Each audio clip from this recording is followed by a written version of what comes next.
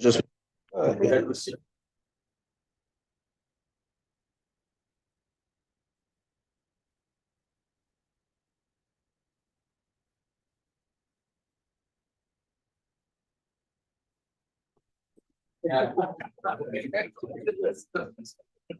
morning, everybody. May we please all take our seats.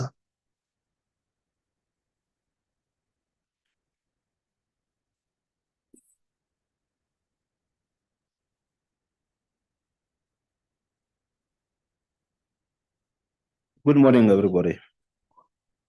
It's my singular pleasure to welcome all of you to this launch of the third edition of ENACT, which is the flagship project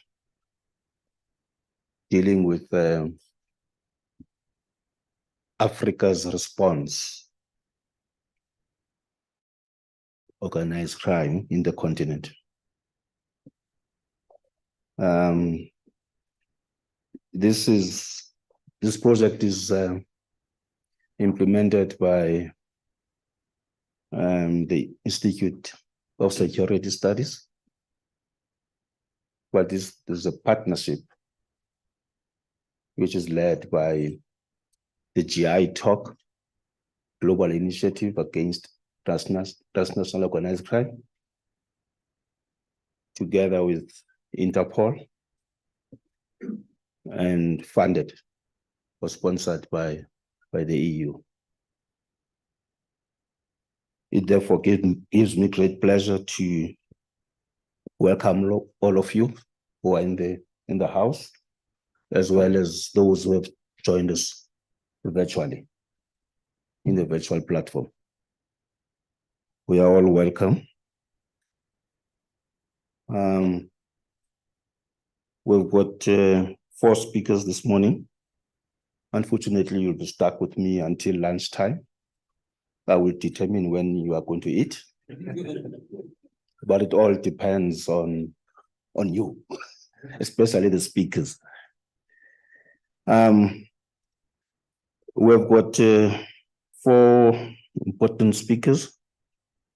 We've got Mr. Andre Shimek, who's the deputy head of the delegation of the European Union to Kenya, to be followed by Mr. Paul Simon Handy from the Institute for Security Studies, who's based in Addis.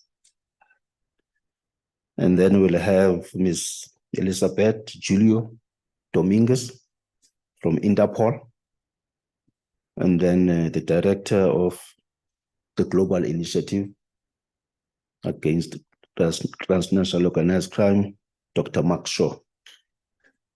It is my pleasure to invite to the podium His Excellency Andre Shimek. Over to you, sir.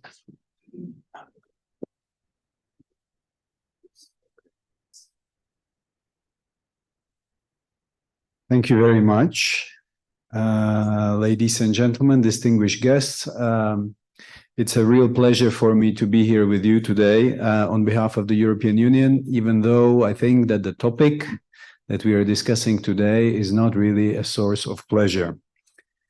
We are here to see the latest data from the ENACT Organized Crime Index.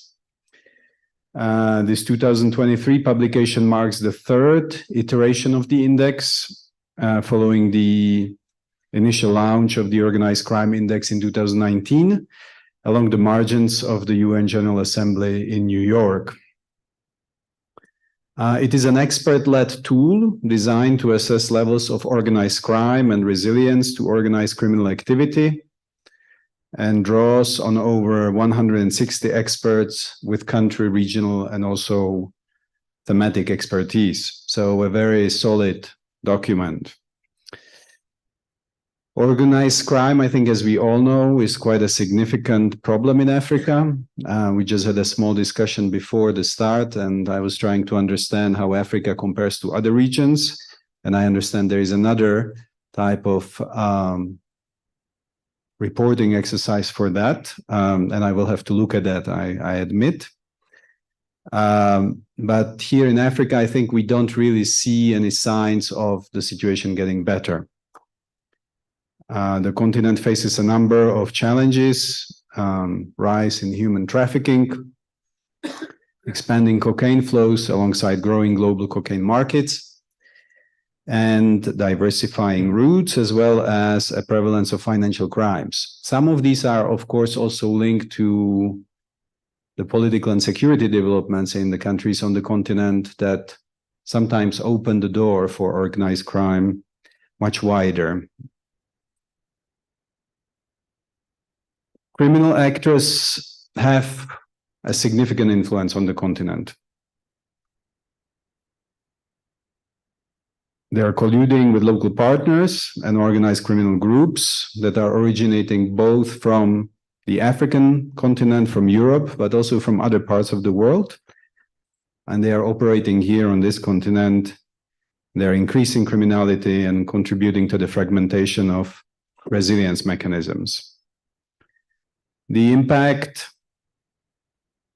on security, governance, and development and the rule of law is profound.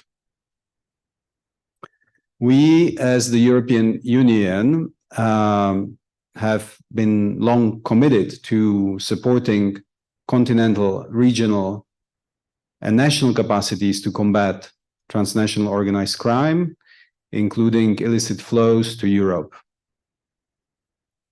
We work in partnership with African states and organizations to try to achieve these long-term goals.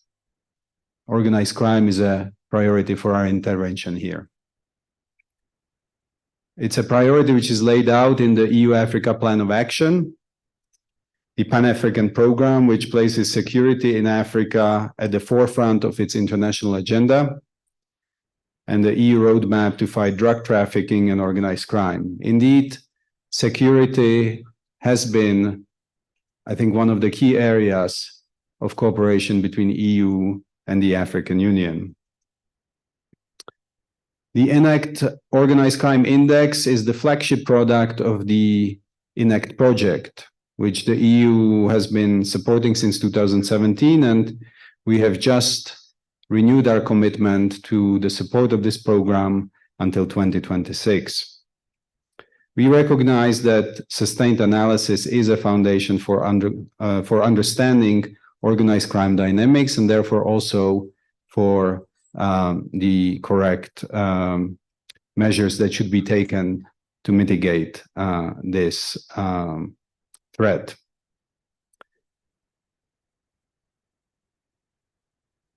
ENACT aims to raise awareness of key illicit markets and the means to address or disrupt them, enhance capacity building, and it also offers technical assistance to practitioners. The Africa Organized Crime Index is a key output for the realization of the objectives of the ENACT project, which in turn complement EU efforts, including other projects of the Global Illicit Flows Program and the European Multidisciplinary Platform Against Criminal Threats, or as we call it, IMPACT. ENACT works in cognizance of and in cooperation with these efforts in order to maximize synergies and impact.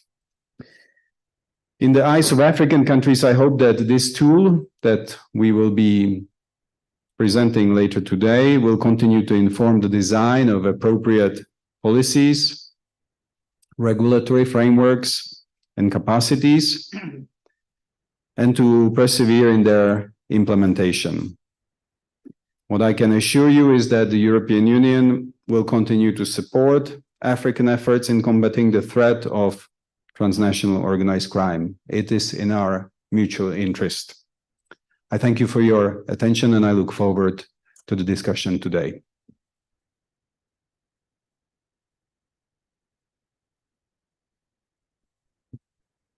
Thank you, His Excellency. Now it's my pleasure to invite Mr. Paul Handy to take to the podium. Thank you, sir.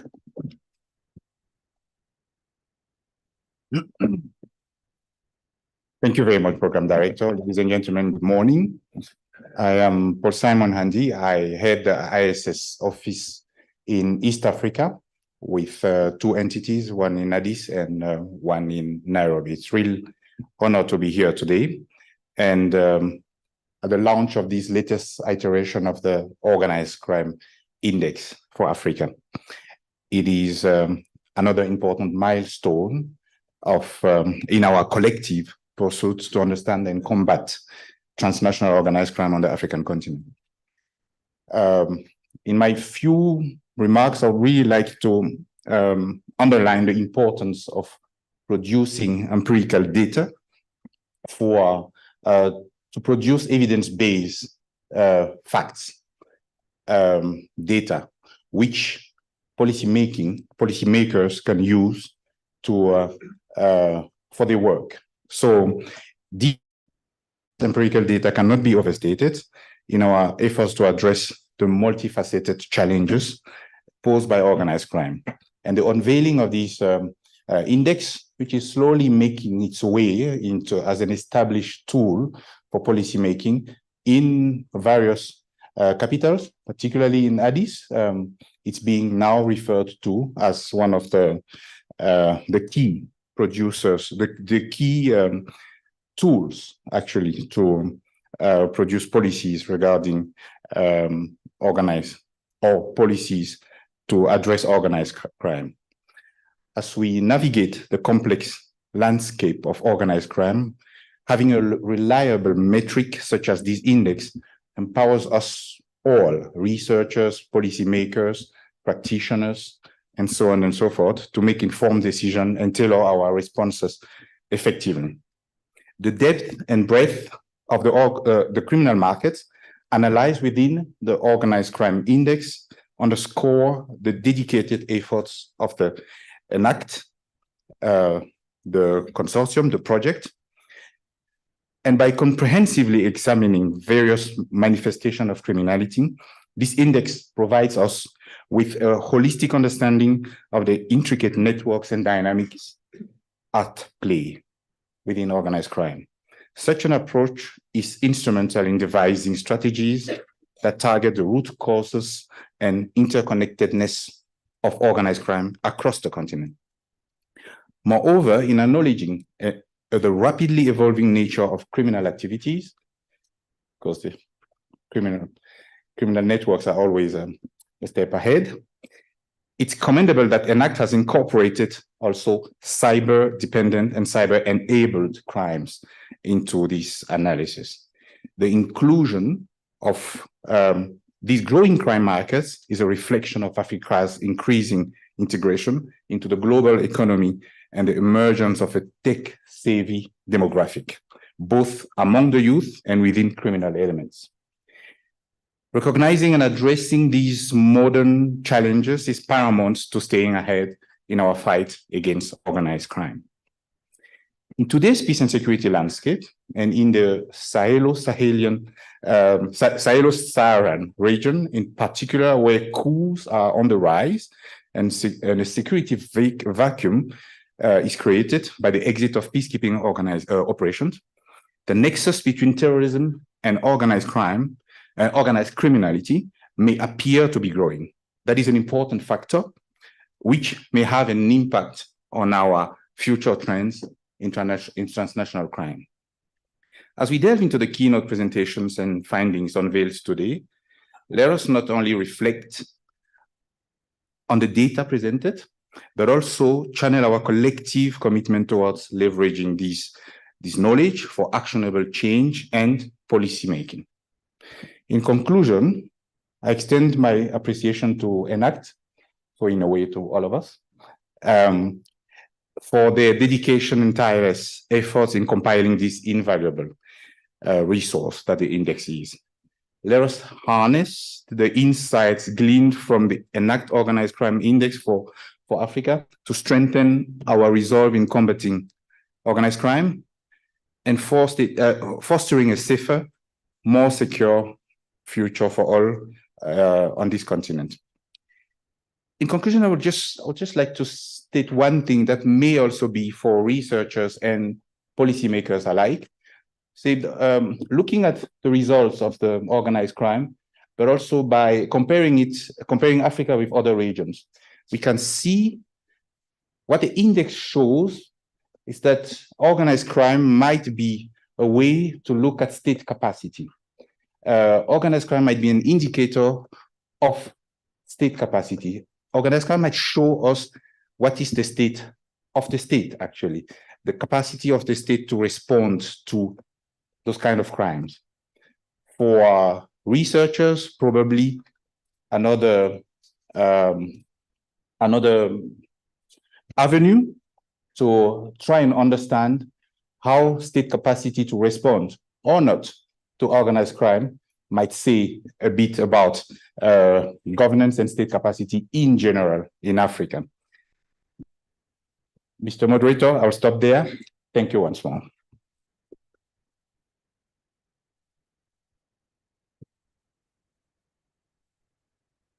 Thank you, Mr. Handy from the Institute of Security Studies. Now it's my pleasure to invite Ms. Julio Dominguez to take the podium.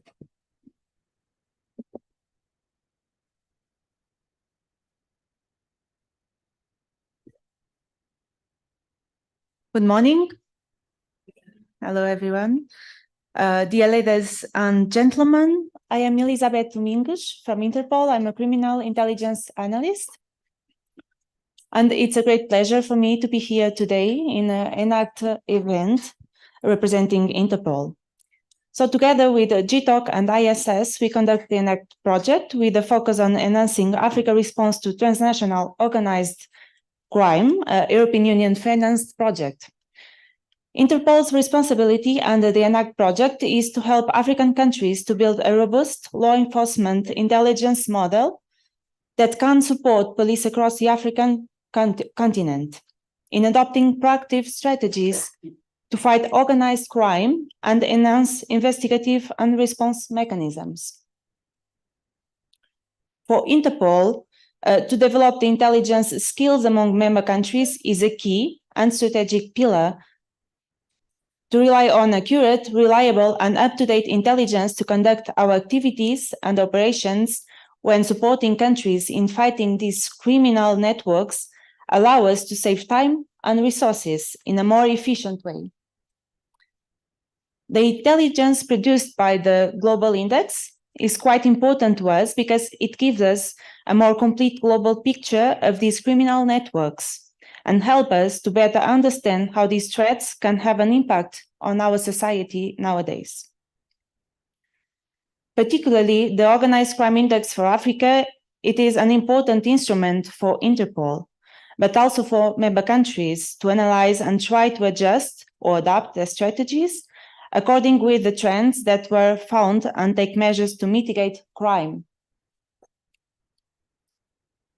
Having this in consideration, I would like to thank the professional work of GI-TOC conducting this report that today we have opportunity to discuss here,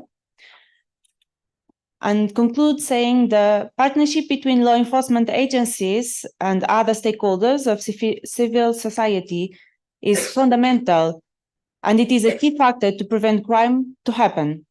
So thank you for your attention.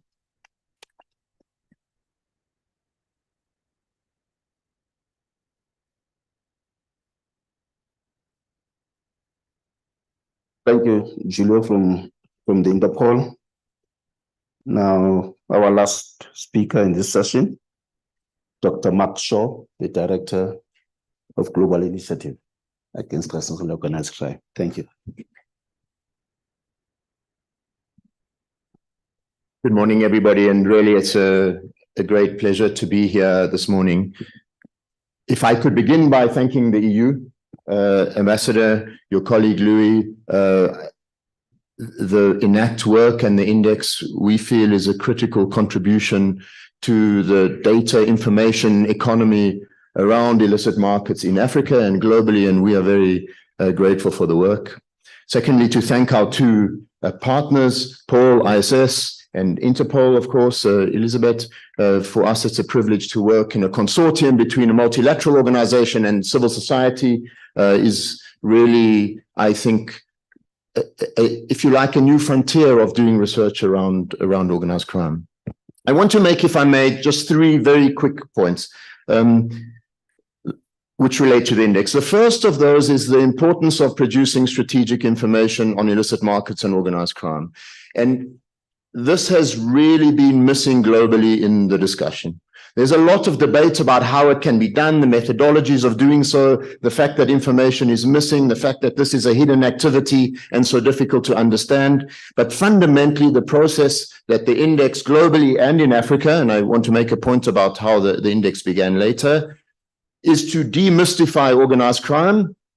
It's a point that my colleague Farai from Zimbabwe made in a discussion yesterday. Demystify organized crime so that we understand and can track over time the challenge and the threat that we face. And you will see later when Rumbi presents the results, Ambassador, as you yourself mentioned, in fact, the results are a bit sobering. Year in and year out, there has been an increase in criminality across the African continent.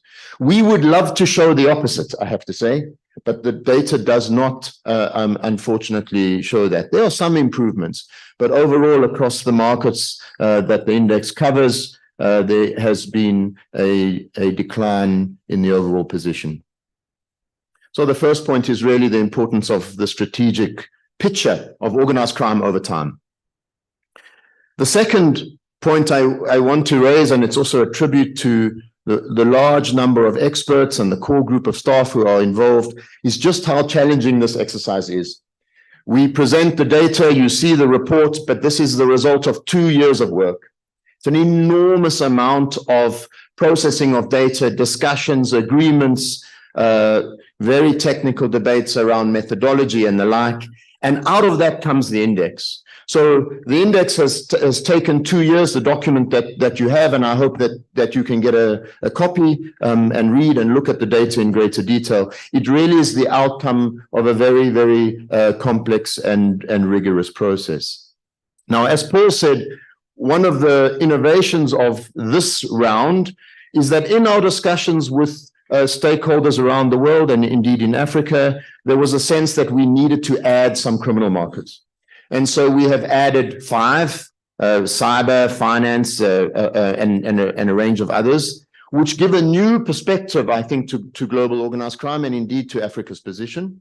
And we have also added an additional criminal actor. Those are criminal actors embedded within the private sector. Again, from the results that you will see, there are some very interesting points for Africa. What I want to say about the challenge of building the index is that the EU provided us the opportunity to pioneer it in Africa. The reason that there are 3 rounds in Africa and 2 globally is that we began in Africa. The methodology was designed in Africa by African scholars, in fact. And so to make the point that the index originated from the continent where we are discussing it today, and I think that's an important point, and the EU invested in that process around developing the methodology for doing this work. Final point I want to make is the importance of the index for policymakers. Now, the challenge of bringing policy and research discussions together remains in all sectors. Policymakers are often under pressure. It's very hard to process data, to understand what can be done. But we think, as other speakers have also said, that there are multiple uses for the index, both in the intelligence environment, in the general strategic policy and political environment, about what to prioritize, about the strength of state responses, about tabling the results of the index, including from the very detailed African report, which you have in front of you, in the discussions around the implementation of the UN Convention against Transnational Organized Crime, where there's simply data missing about how well we are doing as a global community against this very pervasive, challenging threat. I will end there. I look forward to the discussion. I look forward to the engagement from you, the audience. We think this is still a cutting-edge piece of research in a very difficult environment, and it's a great pleasure for us as part of the ENACT consortium to present it to you. Thank you very much.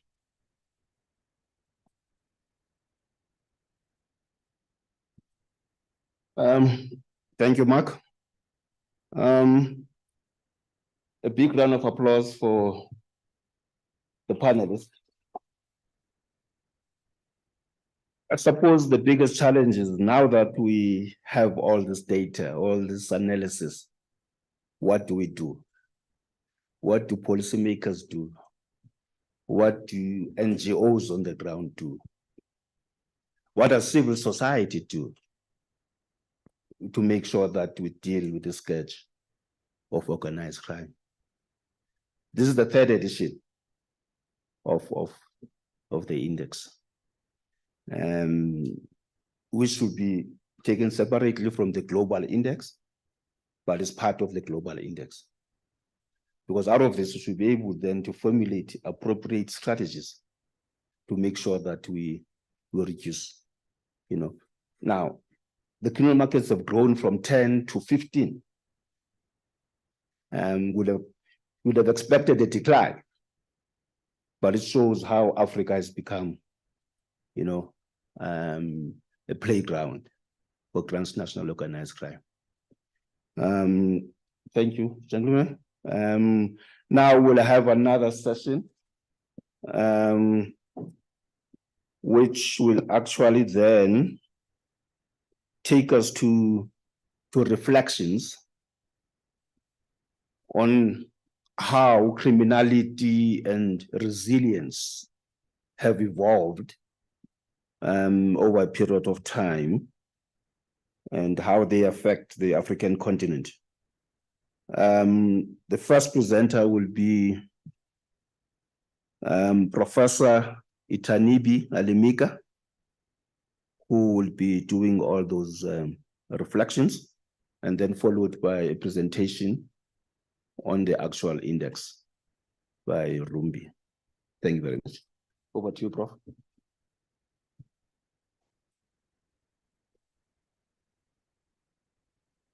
Thank you, the moderator.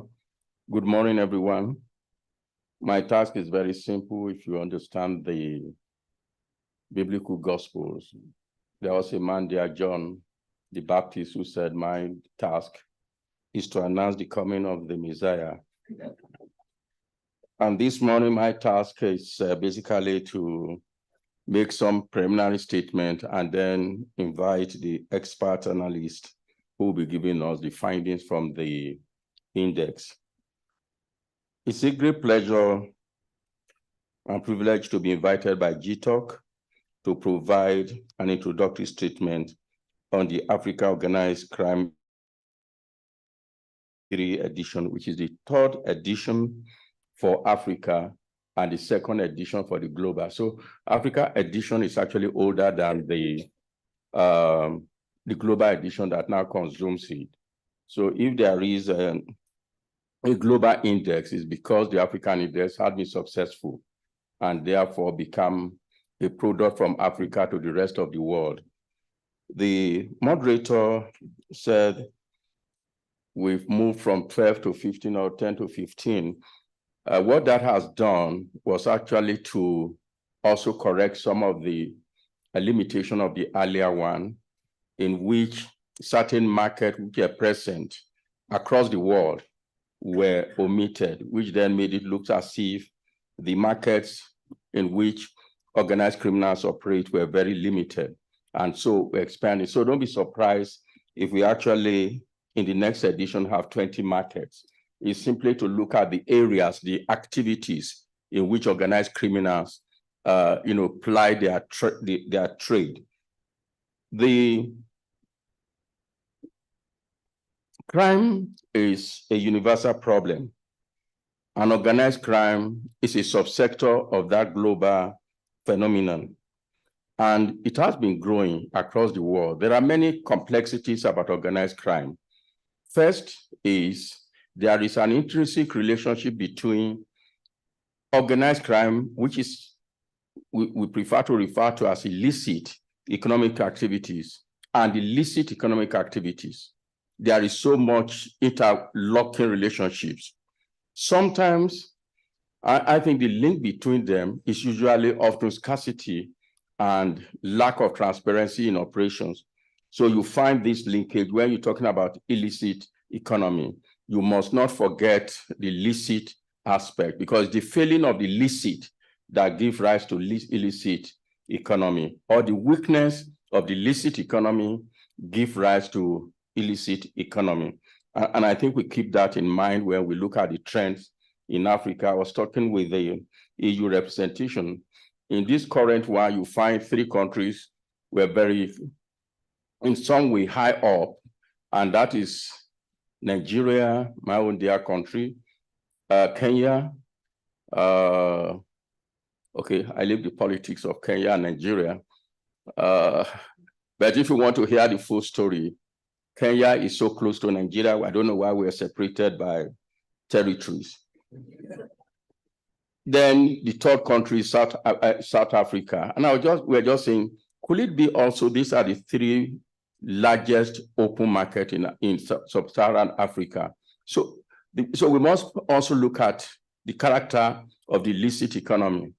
Egypt has a very big economy, but it's not as open as the other 3 that we just mentioned. And I think it's important to begin to draw these linkages as we look at the data.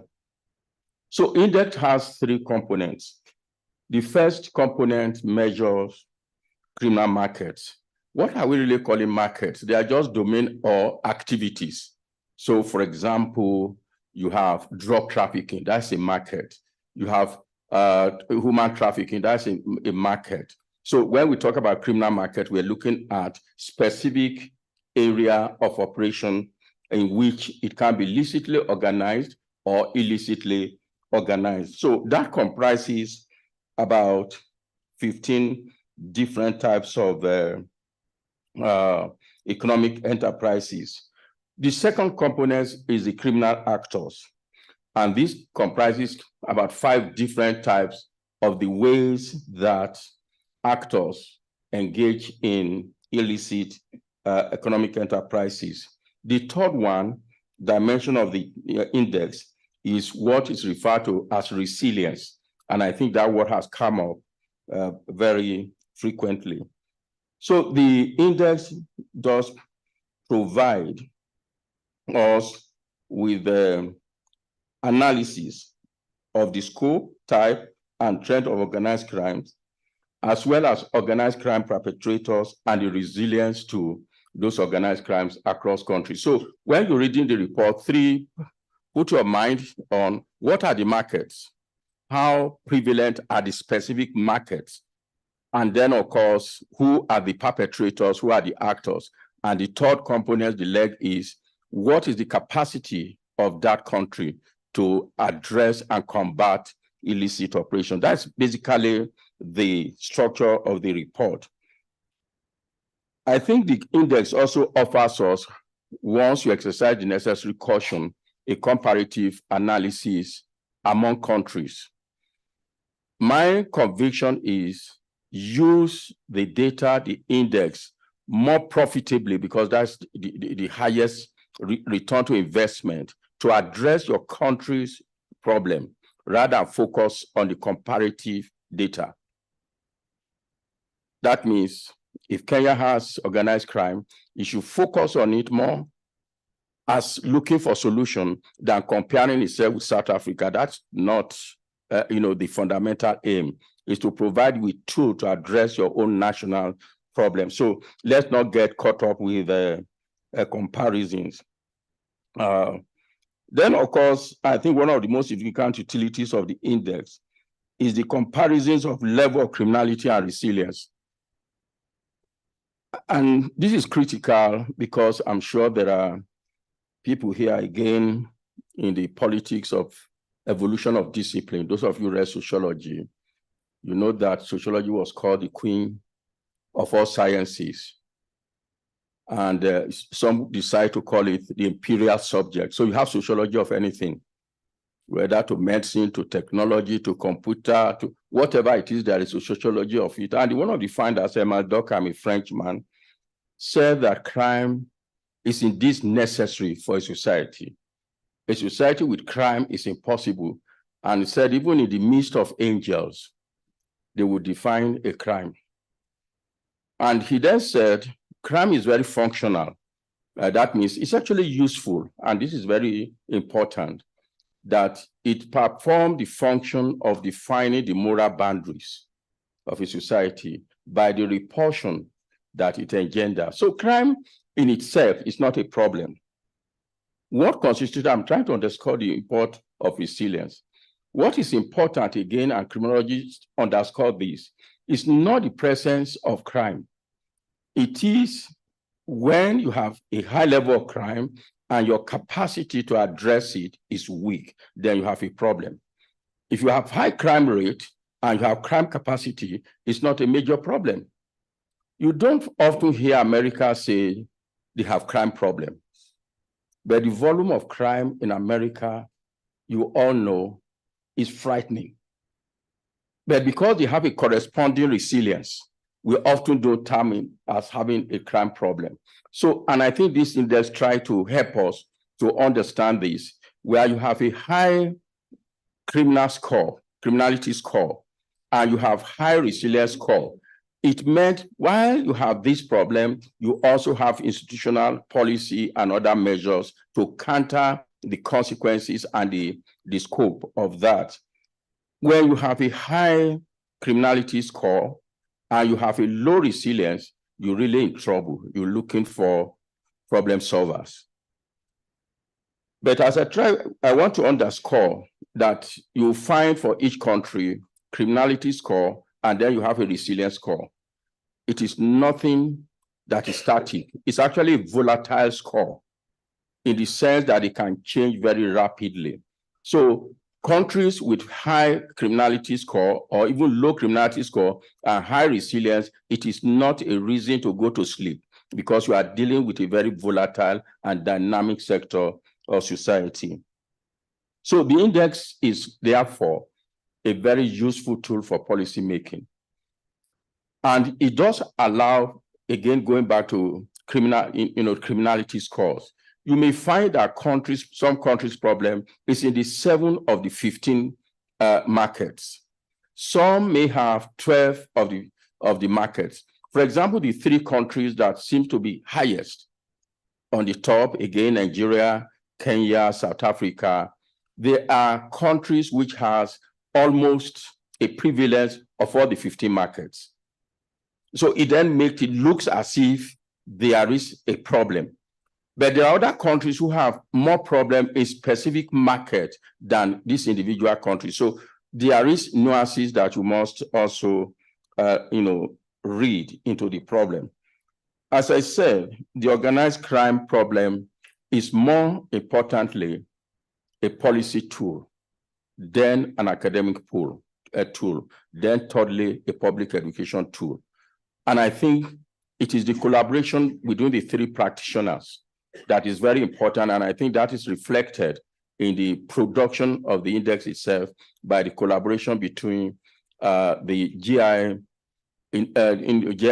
Global Initiative Against Transnational Organized Crime, the Institute for Security Studies, and then the Interpol. Interpol is an intergovernmental organization. The other 2 are essentially non-governmental organizations. So that also reflects the kind of solution you want. In our individual country, solution must bring together this multidisciplinary and then multi-sectorial approach to problem solving. As I said, if I'm longer than this, people will mistake me for the Messiah. So I have the privilege to invite Rombi to take us through an overview of the findings of the index.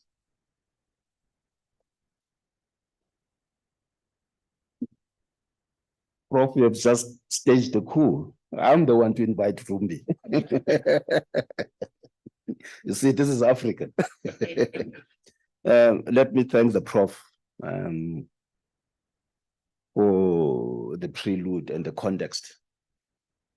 And also the wise counsel that actually we should not be comparing each other as various African countries, but we should deal with the problem. How do we deal with it? How do we deal with it? How do we enhance our institutional capacity to respond to the growing criminal markets? I think that is at the core of what we have. Now, the moment that we've been waiting for. I'm going to invite Ms. Rumbi Matamba, who's the analyst of GI-TOC, to present the results to us. Rumbi, take over.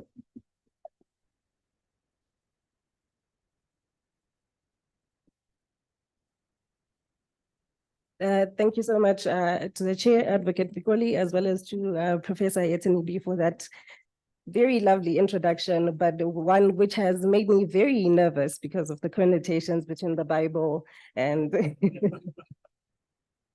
so if you allow me, I will start sharing my screen just to walk you through the results of the index. But we have made copies available in the room for you today. So you will have an opportunity to go through the findings in more detail at your own pace. But before we start, before we get into the results, I just want to walk briefly through the background as well as development and structure of the index. And you've heard quite a lot of this from Professor Etenibi as well as he started. So just to start on the background, and this has already been mentioned as well by His Excellency Ondrej Simek, but just to show you that we have indeed produced 3 iterations of the Organized Crime Index, and the index is published biannually, so every 2 years. And so we are now delighted to announce the release of the 2023 Africa Organized Crime Index.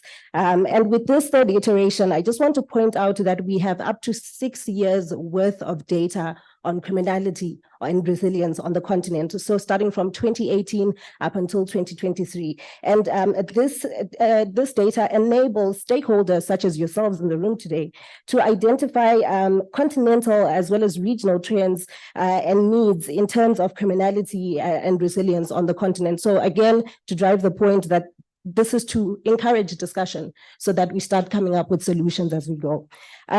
Professor Etenibi already talked a bit about the index components, and just to direct you to the slide in front of you there, we do look at criminality, looking at 2 components, as he has already mentioned. So we look at the scope and scale of criminal actors, as well as the pervasiveness and influence of criminal markets on the continent. And as already has been mentioned, we have introduced 5 new criminal indicators, and these include extortion and protection racketeering, the illicit trade in counterfeit goods, the illicit trade of excise consumer goods, cyber crimes. And here, when we're looking at cyber crimes, we look specifically at cyber-dependent crimes as opposed to cyber-enabled crimes, and then also financial crimes. And then in terms of criminal actors, as Mark Shaw already mentioned, we have introduced 1 new criminal actor typology, and these are private sector actors. And here we're looking specifically at how actors who control a segment of the legal economy, and this is separate to that of the states, collaborate with other criminal actors in driving criminality on the continent. And then in terms of resilience, we look at resilience in terms of what you see in front of you, a resilience building wall. And here we evaluate the existence and effectiveness of 12 what we call resilience building blocks. And then just a quick note on how the scoring is undertaken. All indicators on the index are scored on a scale of 1 to 10 based on the scoring thresholds that you see on the left on the screen. But it is crucial to bear in mind that the thresholds are reversed for criminality and resilience. And what I mean by this is a score of 1 in the context of criminality is good because it signifies the absence of an illicit market in a particular environment. However, a score of 1 for resilience signifies the absence of a particular resilience measure, which would be negative. So just to touch briefly again on the index development, just to walk you through how the index as a tool is developed. Mark mentioned that it is a feat of great work. We want to emphasize that the index is an expert-led assessment. So first, what we do is we carry out initial research and here to create a preliminary profile for every country on the continent, highlighting just background information for each of the 32 criminality and resilience indicators. From here, Within our research, we rely on open source data, but we also largely like to rely on local language sources as much as possible. These profiles are reviewed, amended, and scored anonymously and independently through a series of thematic as well as geographic expert reviews. Again, just to emphasize that this is an expert-led tool. And then in the end, for the 2023 index, over 1,700 indicators were scored and reviewed, with the process relying on over 160 experts that are based within the African continent or that are from the African continent. Again, just to show the development of the product and to make it as comprehensive and as accurate as possible. So let's take a look at some of the key findings of the index. On the screen in front of you, the red map shows criminality, and here just a guide. The darker is just on the side. The darker a country is, the higher that country's score would be. So high for criminality, high for resilience as well, just according to the guide that you see in front of you. But you do have copies of the index as well, and they will show the images much clearer. So in Africa, there has been a noticeable surge in overall criminality. So initially 4.97 in 2019. This figure has since increased to 5.25 in 2023, reflecting an increase since 2021, but also a much larger increase since 2019.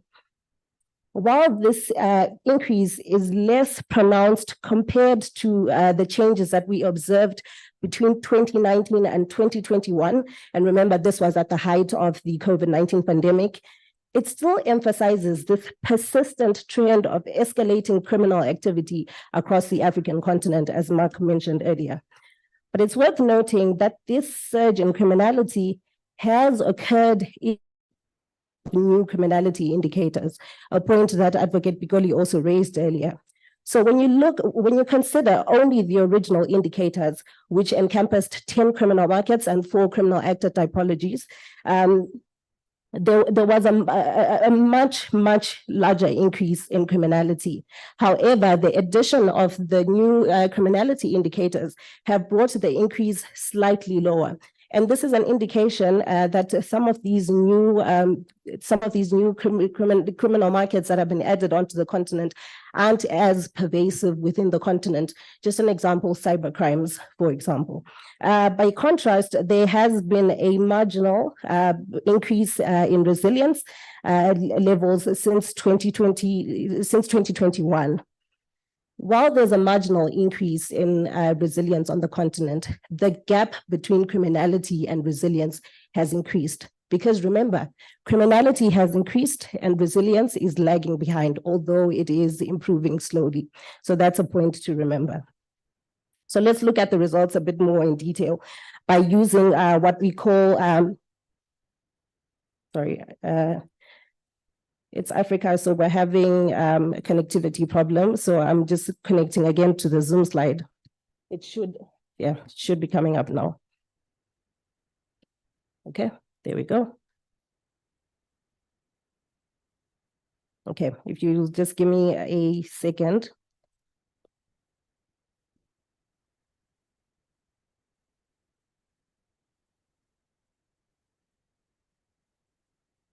And maybe this is an indication again of why cyber-dependent crimes aren't as pervasive on the continent as well.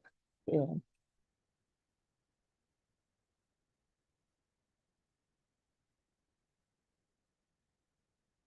Is the tech support going to help us with this?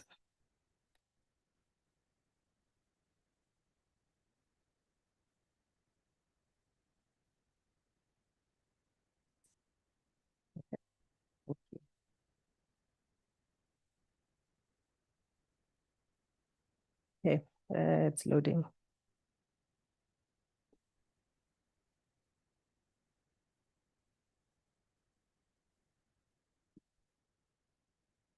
It's disconnected.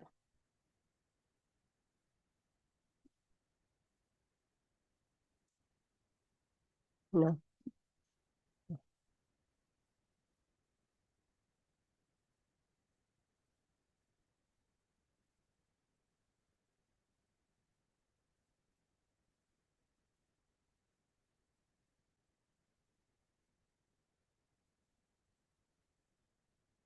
In the interest of time, while the internet connection catches up with us, I will continue.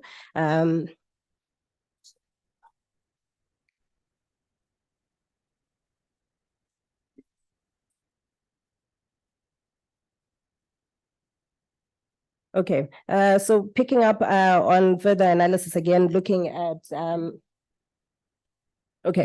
so looking at this vulnerability matrix, this vulnerability matrix allows us to explore the intricate relationship between criminality and resilience. So what you're seeing here on the screen shows criminality, the relationship between criminality and resilience. On the x-axis, you have criminality, and then on the y-axis, that represents resilience. And together, we have 4 quadrants with a midpoint of 5.5. Just as in the previous editions of the index, the 2023 index reveals that the common expectation that high resilience correlates with low criminality and vice versa does not hold true for Africa, as well as across the world. So what you see on the figure is that half of all African countries found themselves in low criminality and low resilience. And this is this bottom beige quadrant, which is on the left of the screen. And here we have 27 out of the 54 African countries. Okay.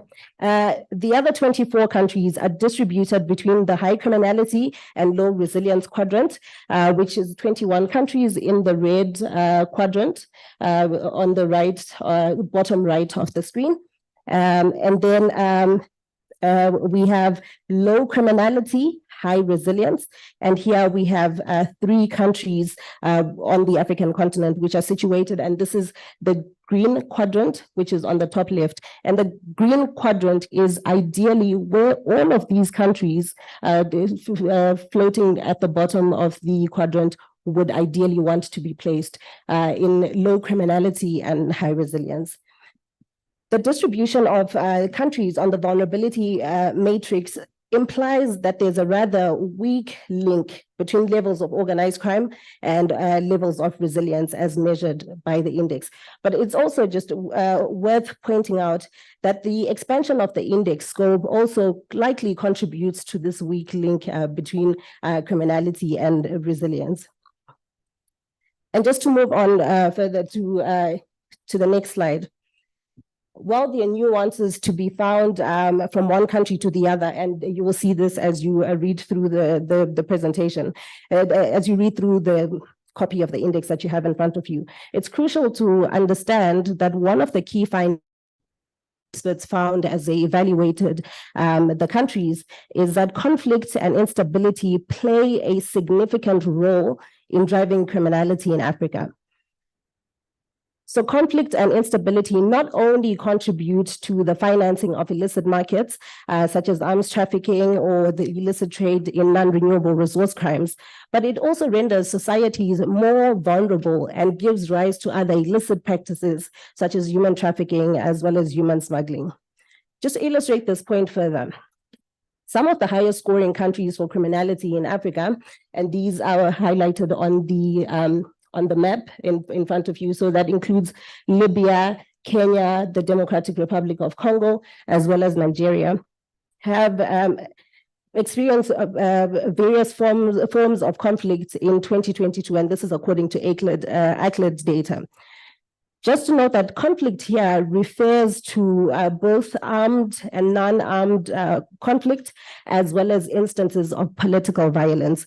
And I think a lot of people in the room may be wondering why Kenya is included on there. And that's because of the instances of political violence that we're seeing in the lead up to the August 2022 elections.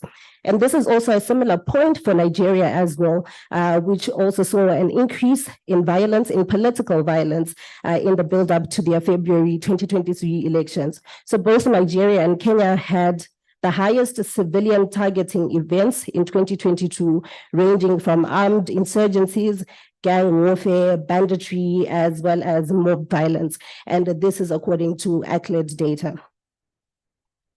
In addition to on the next slide, In addition to the correlation between conflict and criminality, the levels of democracy were also found to play a pivotal role in evaluating resilience levels in Africa.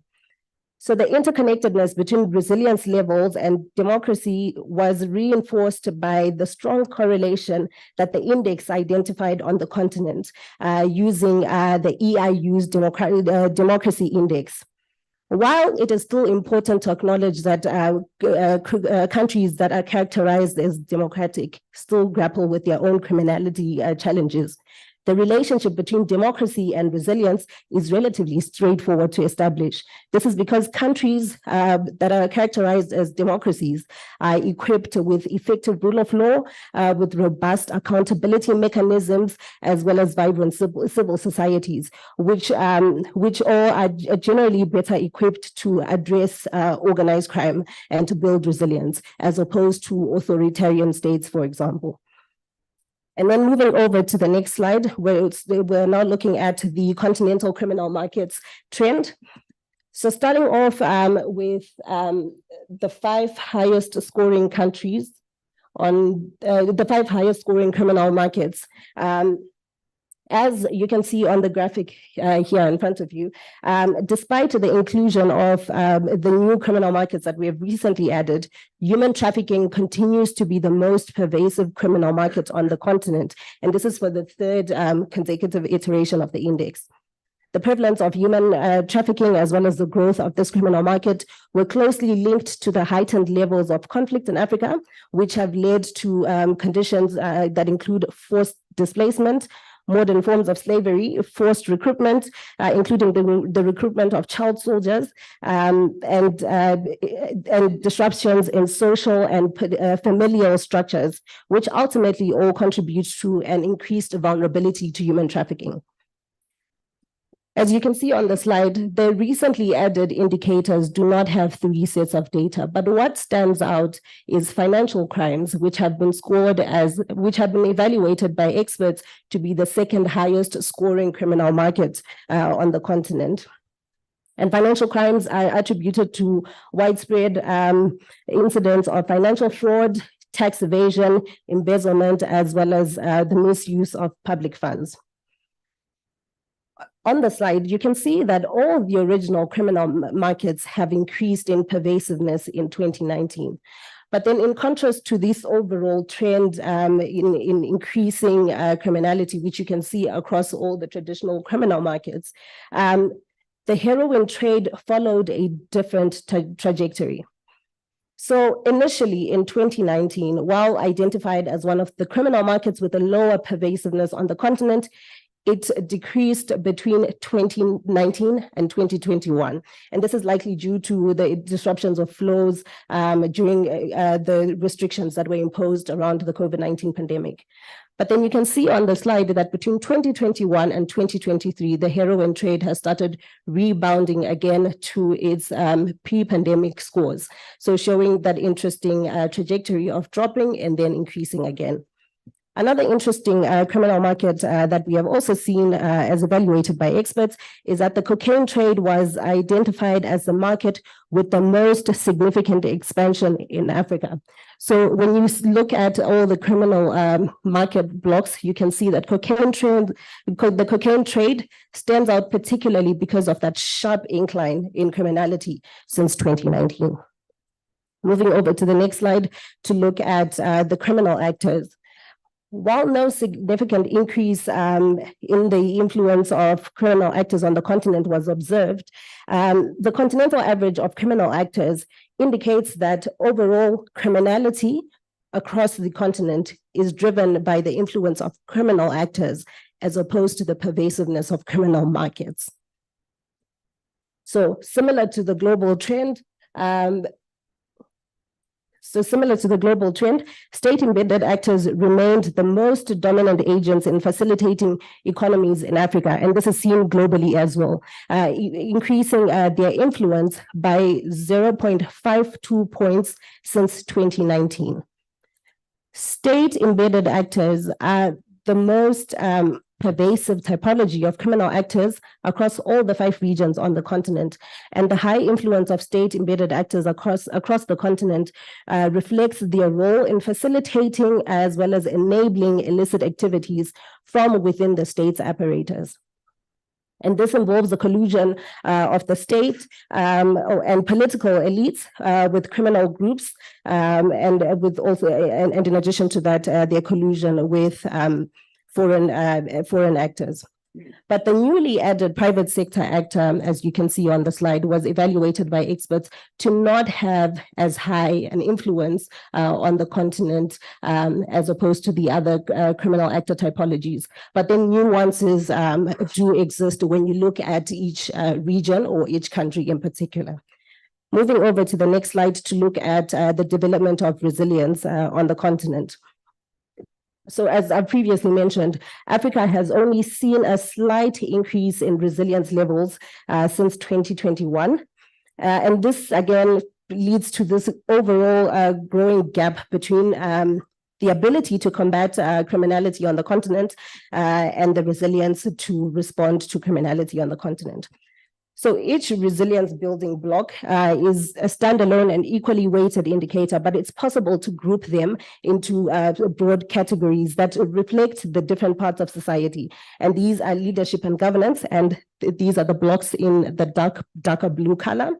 You have criminal justice and security indicators, and these are the ones in the much lighter blue color. And then you have economic and financial indicators represented there as the lighter green. And then you also have civil society and social protection measures. When you look at the slide, you can see that international cooperation has increased the most on the continent since 2019. And this is likely due to the increase in collaborative measures across the continent, as well as within regional blocks to respond to organized crime. And just another note on that as well is that 52 out of the 54 countries in Africa have also signed the ENACT. So this also contributes to this high international cooperation score. On the other hand, however, despite being the lowest performing indicators, you can see that now what's highlighted in green is that victim and witness protection as well as prevention have improved slightly in their average scores, reflecting investments on the continent in supporting victims of organized crime, as well as growing commitment to inhibiting such organized crime.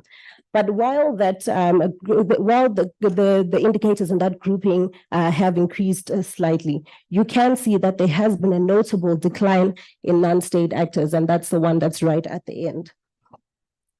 This decrease is not unique to Africa. We see this globally, this decrease in non-state actors as being responders to organized crime. But what it reflects is a growing pattern of the shrinking space of civil society in countries in Africa and across the world.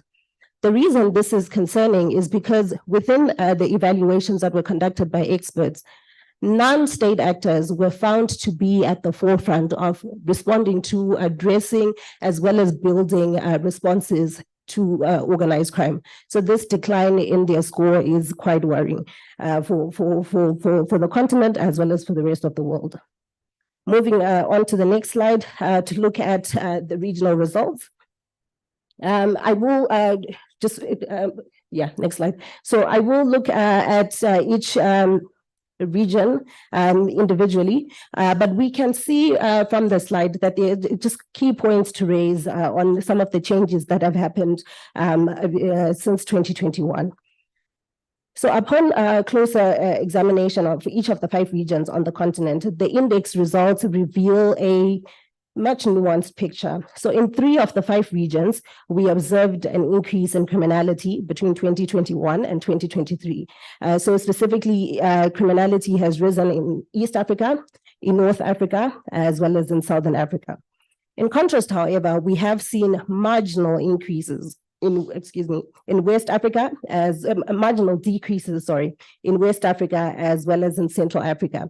But then just to note here again that because of the inclusion of the new criminality indicators, the averages within these regions would have declined slightly because the new criminality indicators are not as pervasive within these regions as they are everywhere else.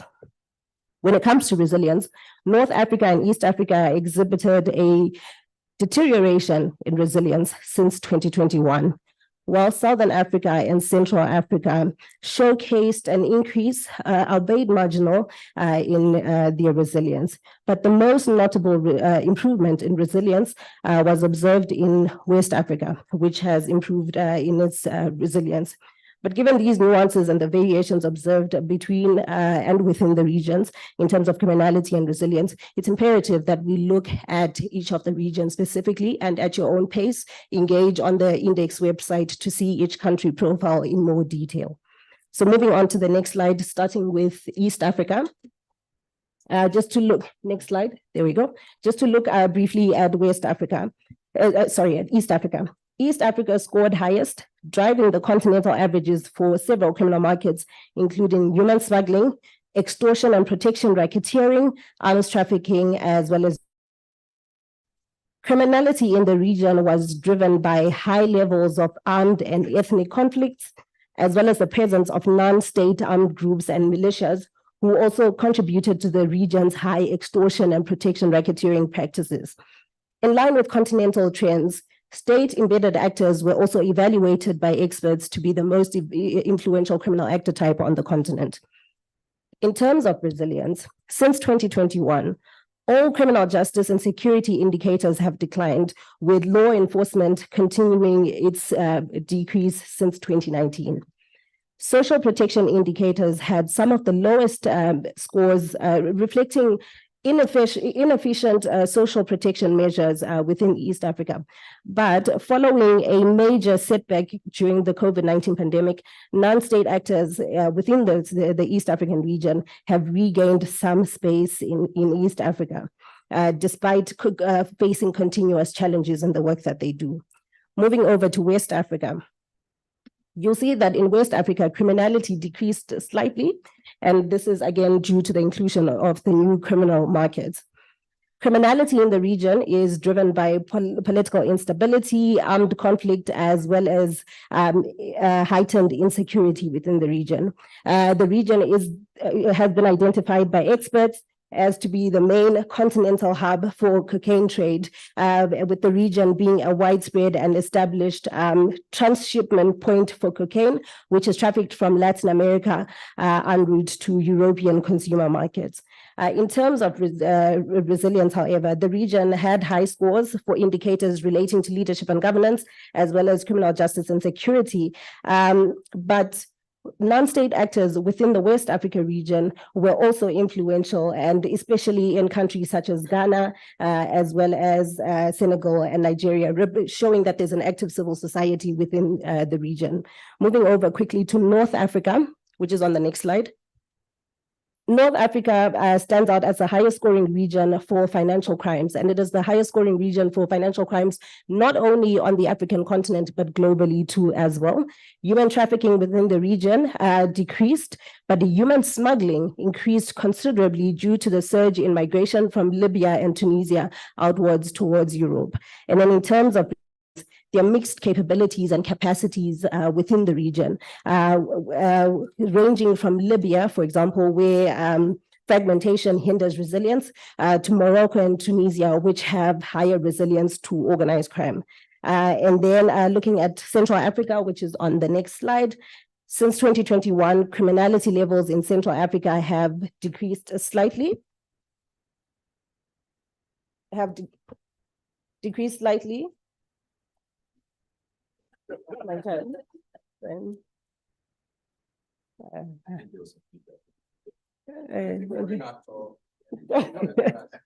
Okay.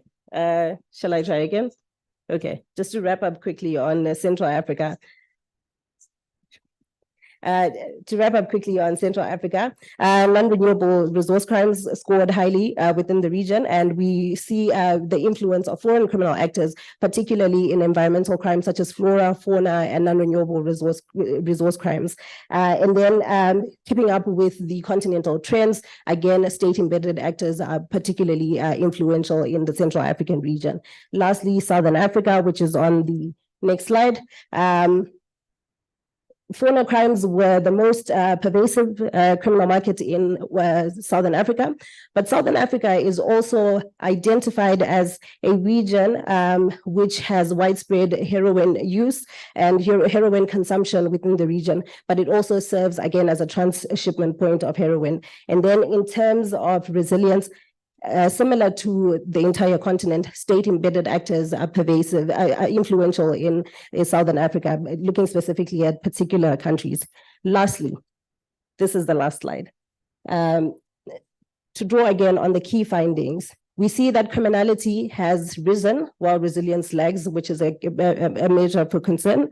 But widespread insecurity continues to enable illicit markets and allows these illicit markets to flourish, as well as for criminal groups to exploit insecurities.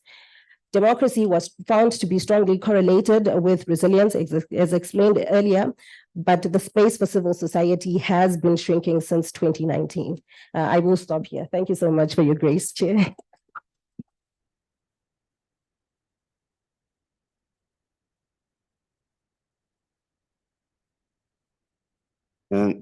Thank you, Ruby. Just one confession from my side. A combination of being a weak chair plus also being generous. But what made me generous, this is the highlight. We needed to have, all this information. It is summed up compared to the actual document. Yeah, so I gave her some little bit of time, but also I was encouraged to do that when I looked at your faces. You were also absorbed. I didn't see anybody sleeping, so I thought I could give her more time. Now we are going to move on to our next session, which is the one between you and lunch, not me. We'll have to break at 12.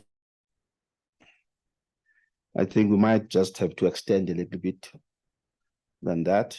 Our next panel, I will invite them to come onto the stage. Gladwell Otieno, the Director of Africa Center for Open Governance. Please take a seat. Dr. Luchetu Likaka, Director, Security Expertise, Criminologic. I thought there was a mistake. I had to check up the word criminologic, and I found it there. I found it. It's there. And then Dr. Haikano Wario, East Africa Regional Organized Crime Observatory Coordinator from ISS. We are also joined by Ms. Dalia Ghanem. She's on the virtual platform. She's a member of the Africa Board of GI-TOC. And the John Gitongo, an anti-corruption activist and former journalist. You're all welcome on stage.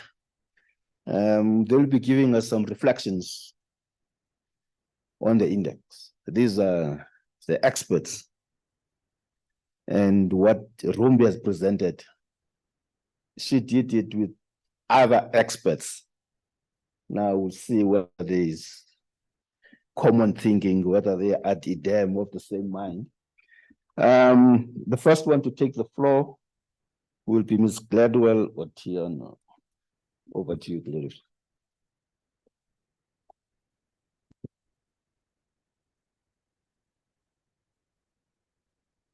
So thank you very much, Chair. Thank you, Vusi.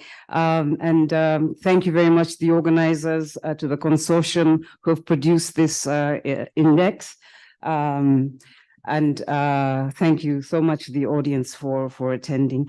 I am Gladwell Otieno, Executive Director of the Africa Center for Open Governance, and also a board member of GI, along with my colleague, Vusi. So I have the misfortune of being first to go. So I won't have the time, I won't have had the same amount of time as those who come after me to think of clever things to say. But nevertheless, I think there are several things which strike me and which I would comment on quickly. I'm not sure how much time.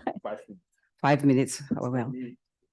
Okay, so, but at any rate, I think it's noteworthy that we're describing this as an African tool, because what we've seen with so many other indices is the fact that we've often felt uncomfortable as Africans about the way they were constructed, about what they measured, about what they said about us. So I think the fact that these the experts who produce this index are African, based in or from Africa, has a lot to say, and perhaps would calm some of the usual sort of knee-jerk reactions to criticism or to negative findings, where it's very quickly attributed to you're just acting in the interest of some foreign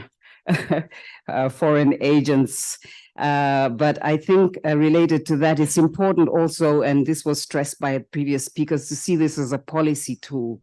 To see it as a way to identify problems and how to and to find ways of responding to them. I come from the field of corruption, where we obviously had various indices, and my colleague John, who's also sitting here on the podium, will attest to the experiences that we've had in terms of trying to measure something which before was seen as not measurable because it's hidden.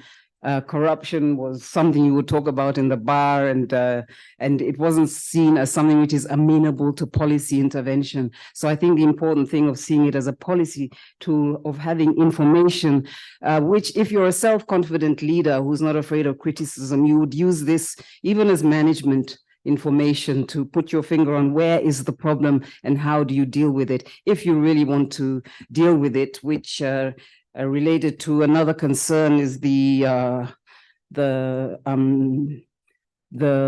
significance of state-embedded actors in the problem of criminality. Obviously, would be related to the issue of how do we respond to these sort of assessments of our performance. And I'll come back again to the issue of the state-embedded actors. But I have had personal experience when we speak of self-confident leaders who are able to respond to such news relatively in a rational manner. I've been subjected to tirades on the phone by leaders of institutions who were irate at our assessment of anti-corruption performance, rather than looking at it as a way of identifying problems and dealing with them. On the other hand, we've also had very good interactions with leaders of institutions who were able to say, okay, come in. This is a first indication. Let's look at the problem more deeply. And we were able to do that and produce some very, very good results for those and very good information for those institutions. It's very sobering, the evolution over time, that criminality is rising, resilience is reducing. This means that we're not responding well enough to the problems as they have been identified. And we were remarking yesterday on how, in terms of the issue of organized crime, we have been talking about organized crime for quite some time, but the responses have lagged, and the result has been a continual erosion of capacity, a continual erosion of our resilience and our capacity to respond to crime, to corruption, etc. So I think this should be a warning call to countries around the regions. The point that comparisons are odious is well taken. The challenge is always, and particularly the media will take this as a sort of league table and say, well, this country is the best, that one's the worst, and that's really not a very useful way to respond to it. But inevitably, I think the media want to present something to their public which is easily consumable and interesting. But I think it's an opportune reminder to us to make quick and easy sort of conclusions about the, you know, as if this is a football league table. I think the most worrying for me, and coming from the anti-corruption field, is the role, the significant role played by actors embedded in the state. And I think we received criticism from a colleague in discussions on prior days about when we describe them as actors embedded in the state, we're not really being very open. Some of these are officials. They're not just embedded within the state. They are actual and high-level officials. So that's something that I think gives me pause for thought. And obviously, coming from civil society, over the years, we've noticed a restriction in the space in which we operate and in our capacity to operate. We witness a determined assault on our capacity to operate by those very state-embedded actors who are benefiting from corruption and organized crime. So that has progressed over the years, and this is confirmed in the sort of results of this index. And it's important that, as Rumbi pointed out, non-state actors have a very critical role to play in countering organized crime, and leaders need to recognize this rather than seeing civil society and non-state actors as a threat. They should be looked at as a valuable resource in addressing the problems identified in this report. So I'll stop there. I see my chairman getting restive out of my peripheral vision. I'll just stop there and thank very much the organizers for this index. Obviously, it's a very, very thick volume, and it'll need a lot of engagement and further reflection, but I think it helps also to make discussions more objective, to demystify, as our friend Farai talked about, demystifying organized crime and making it an animal which is identifiable, which has dimensions, which can be understood, and which can hopefully be addressed, and where we can hopefully do better in coming years than we have been doing up to now. Thank you.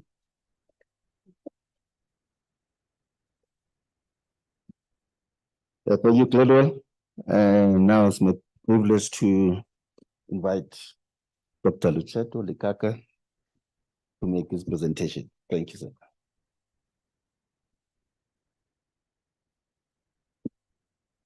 The chairman and all participants, good morning.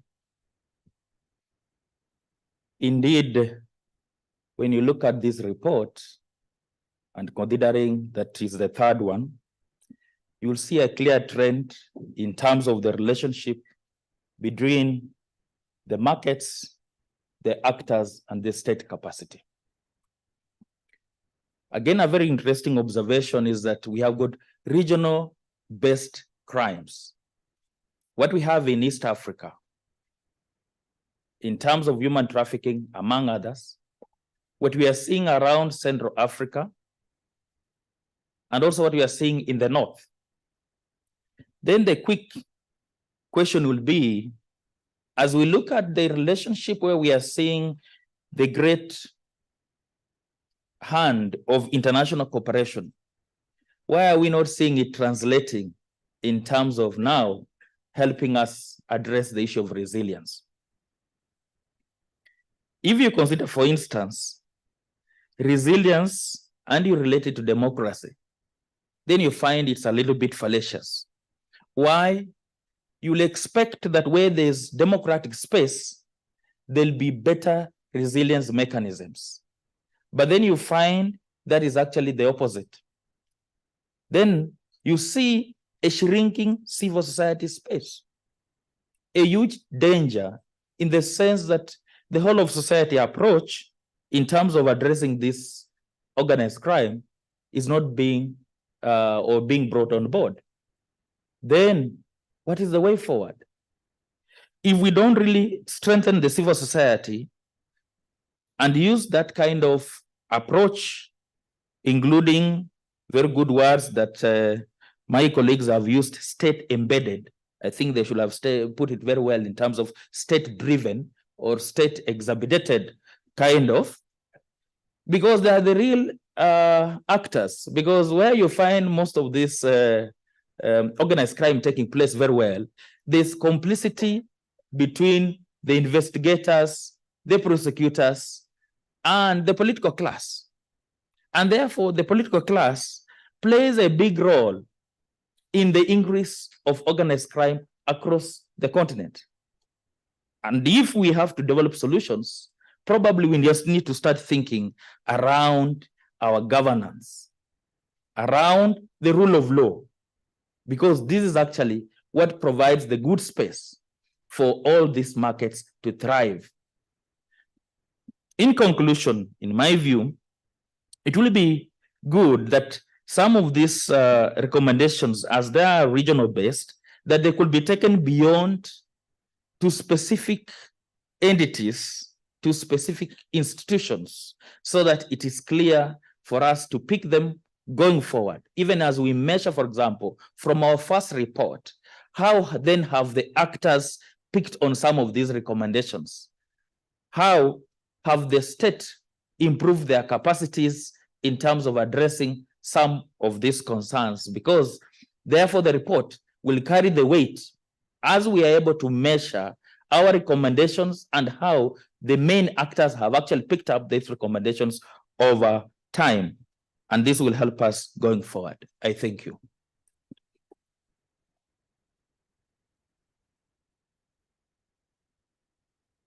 Thank you, sir, for that hard-hitting statement, where you actually say that we're beginning to deal with states that have become criminals. Yeah, okay. Thank you, Dr. Likaka. Now it's my pleasure to invite Dr. Wario. Thanks.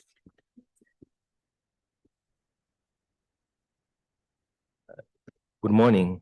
Good morning, everyone. Habari asubuhi. Assalamu alaikum. Bonjour, and other greetings.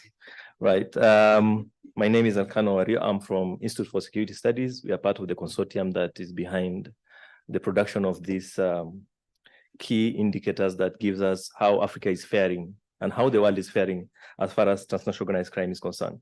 And I'll comment about two things. One is the addition of private sector actors within the understanding of our organized crime landscape.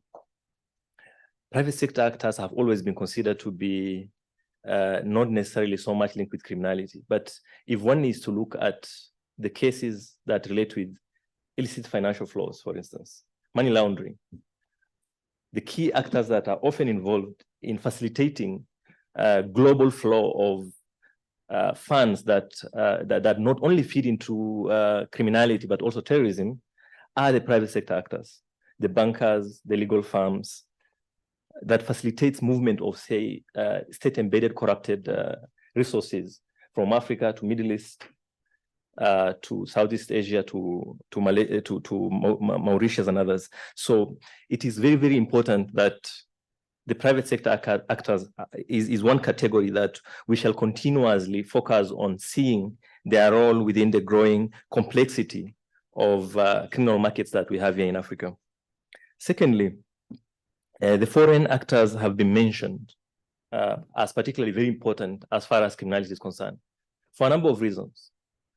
Their role, for instance, in flora and fauna crimes are very, very instrumental. The logging that we find in Central Africa, in DRC, the extractives of minerals in Sudan, in Central Africa, but also the roles within also conflict zone in Libya, for instance, in Sudan, for instance, is very instrumental. And so as we continuously watch this space of addressing the problem of transnational organized criminality, it is important to continuously keep our eyes on these two very important players. And to end, criminality is global. We all know that for us to address the problem of heroin, we need collaboration between the places that these things are produced and the places through which it transits and the places through which it is consumed. But resilience is local.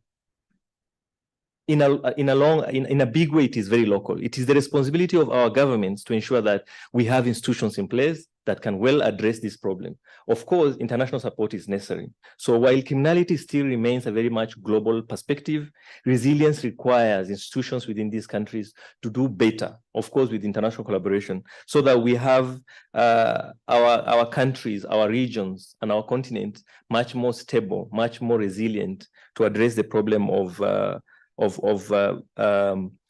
transnational organized crime. As I end, I want us to have both very positive understanding of how this is going and also a very cautious understanding of how this thing will develop.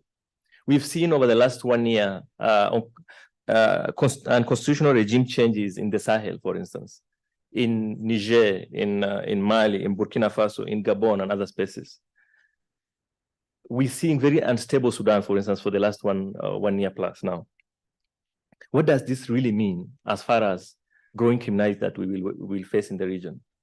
We may see more of vulnerabilities increase in these countries, which means spaces that are less governed often calls on criminal actors to take spaces in. So state fragility is increasing in some way, and we may need to do something better as far as addressing the growing criminality that may take chance in very unstable and fragile situation that we have. But positively, I think we need to reflect and see how best our institutions, especially at continental level, from the African Union, from the regional groups like East African Community, ECOWAS and others, SADC and others, how can this data very much well feed into the activities and interventions that are done by our regional economic blocks, but at the same time also the continental body that brings all us together. So I'll end on that positive note, and I look forward to more discussions from the panel. Thank you.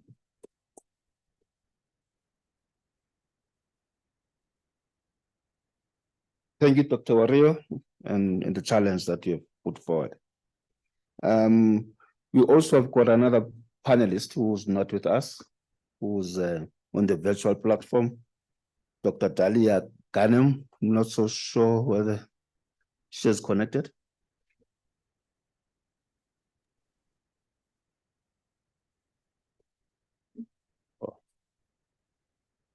Welcome, Dalia.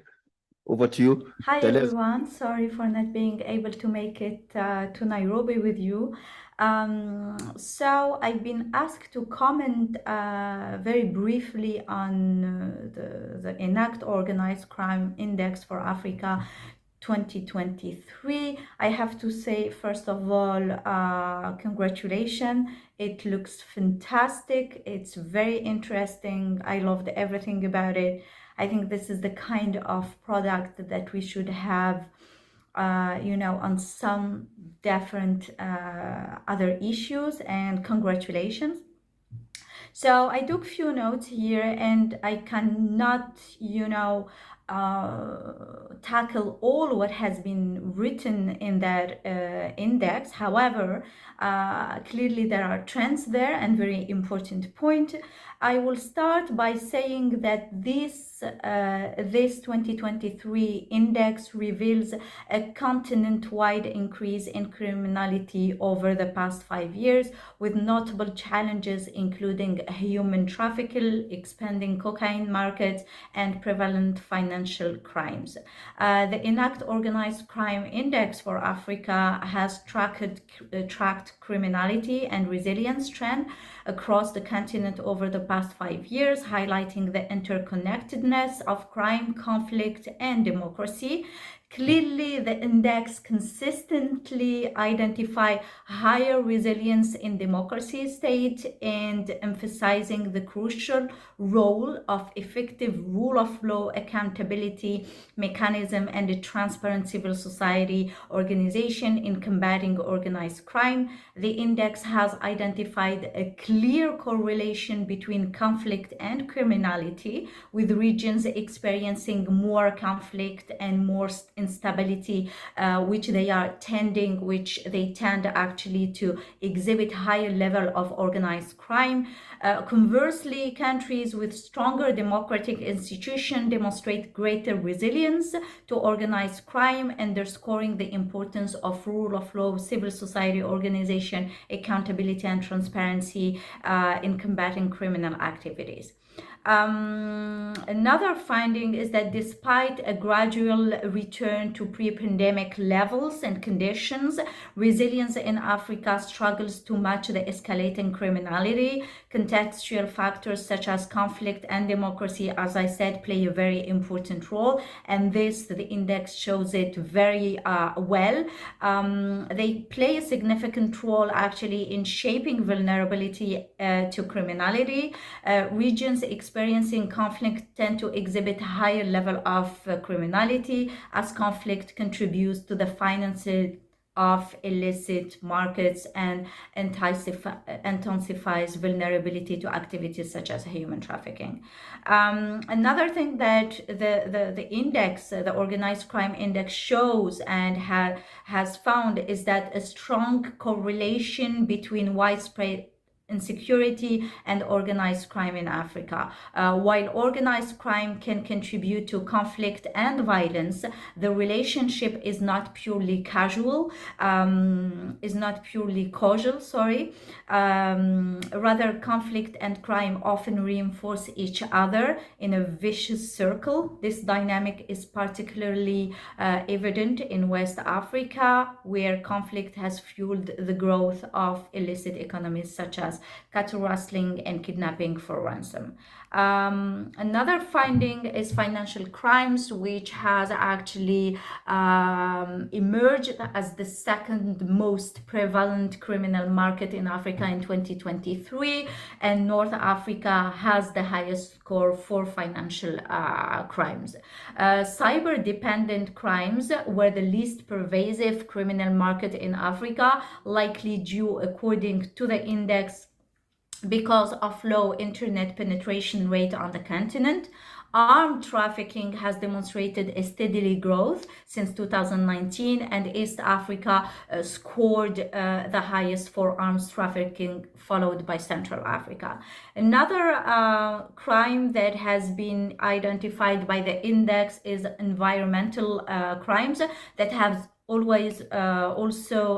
also been increasing, with fauna and flora crimes, non-renewable resources crime.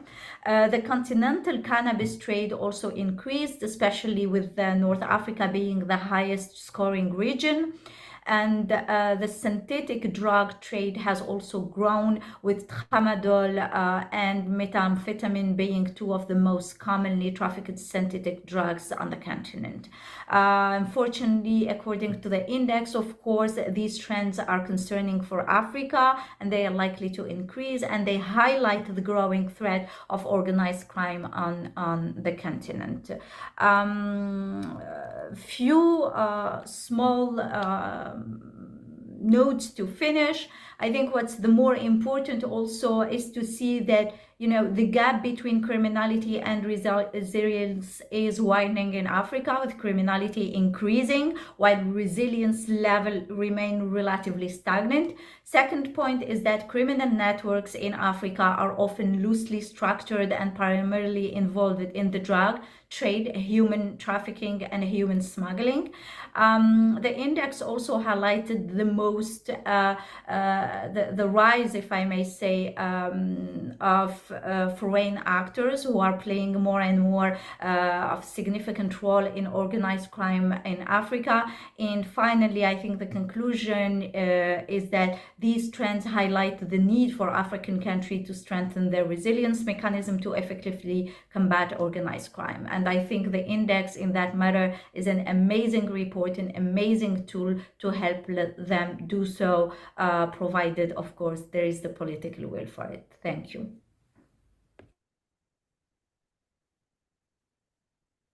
Thank you, Talia.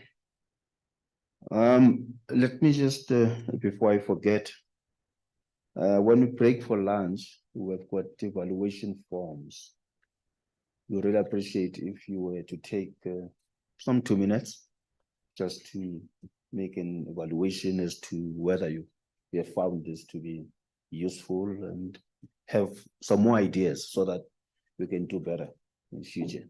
Please don't forget, as we go out for lunch, at the door, you'll be given the evaluation forms.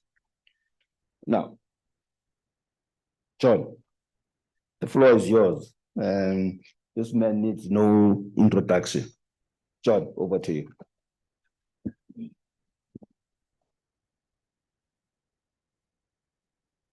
Thank you. I feel I'm the fortunate one, unlike Gladwell, coming at the end when all the wisdom has already been laid before us.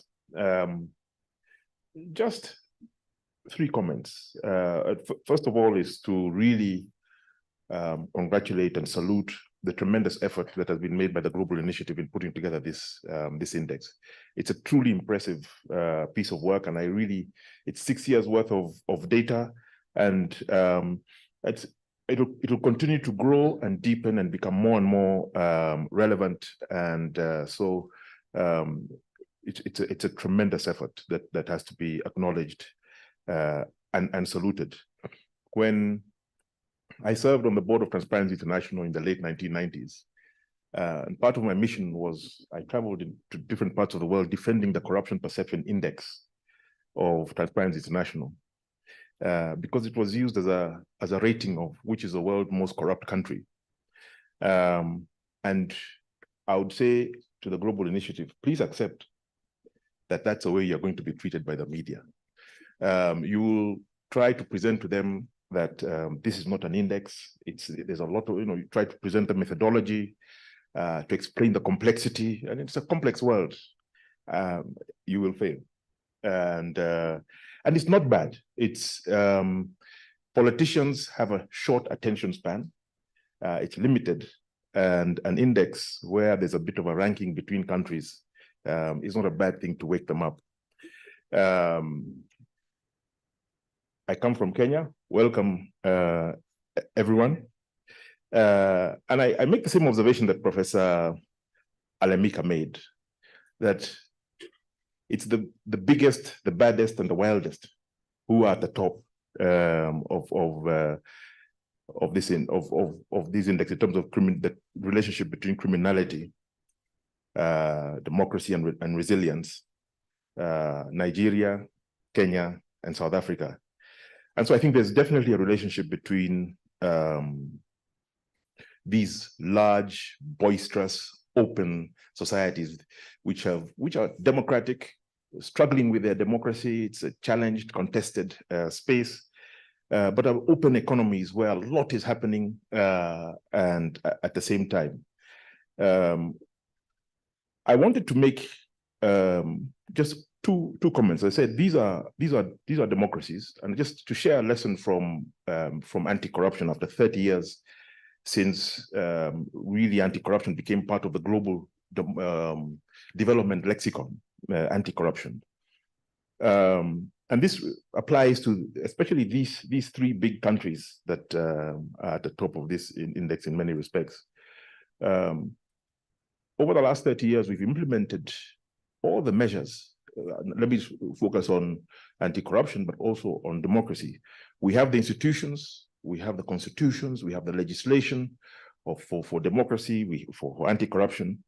And what's emerging, especially as it affects our youngest members of our population, just the youth below the age of 40, that these institutions that were implemented from around 1990 onwards are maxed out.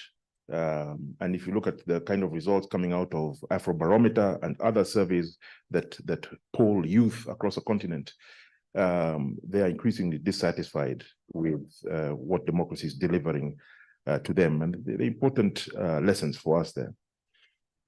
With regard to what the work that the Global Index is doing, one of the most fascinating and interesting innovations that you've brought to the table is this concept of this state-embedded actor, which I think in Africa we know them very well, because in many respects we know them personally. They are friends, they are relatives, they are us. So it's something that we are feeling. And here I think this applies to all countries that are struggling with democracy, where democracy is nasty, not struggling, but it's still growing and developing. And Kenya, Nigeria, and South Africa fall into that bracket. And I know that all the clever people who have come around to develop this index for the global initiative can do this. We've got to ask ourselves, who pays for democracy? Zambian president the other day made the comment, says, yeah, we have a democracy, but he wrote in this article in the Washington Post, he said, okay, but you can't eat democracy. And around the continent, Kenya, Nigeria, South Africa, but Kenya and Nigeria especially, the elections are extremely expensive processes. Where does that money come from? And you may find that the relationship between criminality and politics and democracy is tighter than you think, especially at those transitional moments where we're having elections, referendums, etc. The kind of if I was a well-established criminal, the best way to insulate myself is to make an investment during an election. And we see that all the time around the continent. It would be a very interesting indicator for the global initiative to track around these transitional events and the resources that go into them and where those resources come from, the kind of impact it has on the state of criminality and security generally. So what for me has emerged, which is also very interesting, is that as you liberalize not only the politics, you implement democracy, etc., but you liberalize the economy, you are inevitably also criminalizing. That criminality is part of that process, that sort of energetic soup as a society develops. So I for one, really look forward to the next iterations of this index. I think it's an extremely important tool that tells us, the way we understand ourselves is based partly on how data is organized. And so again, I really salute the Global Initiative for this great piece of work. Thank you very much.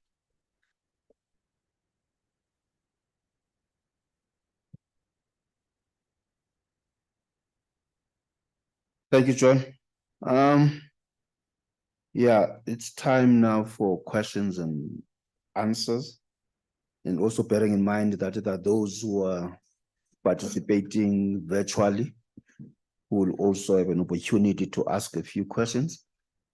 May I ask those who are on virtual platform to use the question and answer function and not the chat, so that you are able to follow their questions. Already. Perhaps let's start with the questions that are online. There are only two questions. There's one question from Martin.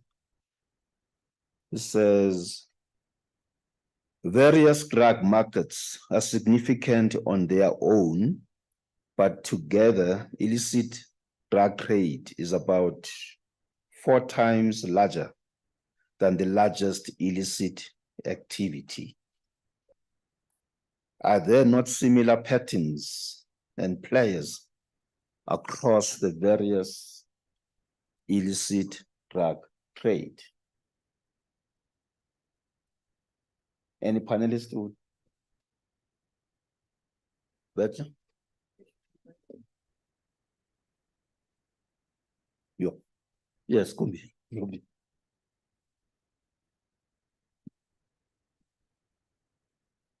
Thank you. So I'll take the question from Martin, and just the issue of the 4 different drug markets. They're both, the 4 of them are all looked at individually. And we try as much as possible during the different iterative processes where we have multiple experts to avoid double counting. And one of the patterns that we see that also assist in avoiding double counting are the differences that we see with each illicit drug market. So for example, in terms of the cannabis trade and the synthetic drugs trade, we see that it's much more concentrated in North Africa as compared to anywhere else on the continent. Heroin trade also, we see that it's concentrated along the East and Southern African route of the continent as opposed to anywhere else in the continent. And as it mentioned earlier, cocaine trade, we see that it's much more concentrated in West Africa, for example. But where we see some similar patterns are in the role of state-embedded actors in facilitating these illicit markets. So in how the different drugs move from one country to the other. And then the other similarity as well, closely related to the role of state-embedded actors, is the issue of corruption that enables these illicit markets to flourish. So those are the patterns that we see, but then also we see different regional differences that prevent double counting. I'll stop there, Chair. Thank you, Rumbi. The second question, again online, is from Isato. And it says, is injecting dirty money into political parties and pursuing alliances with key politicians and their intermediaries the principal avenues these illicit networks use to penetrate democracy?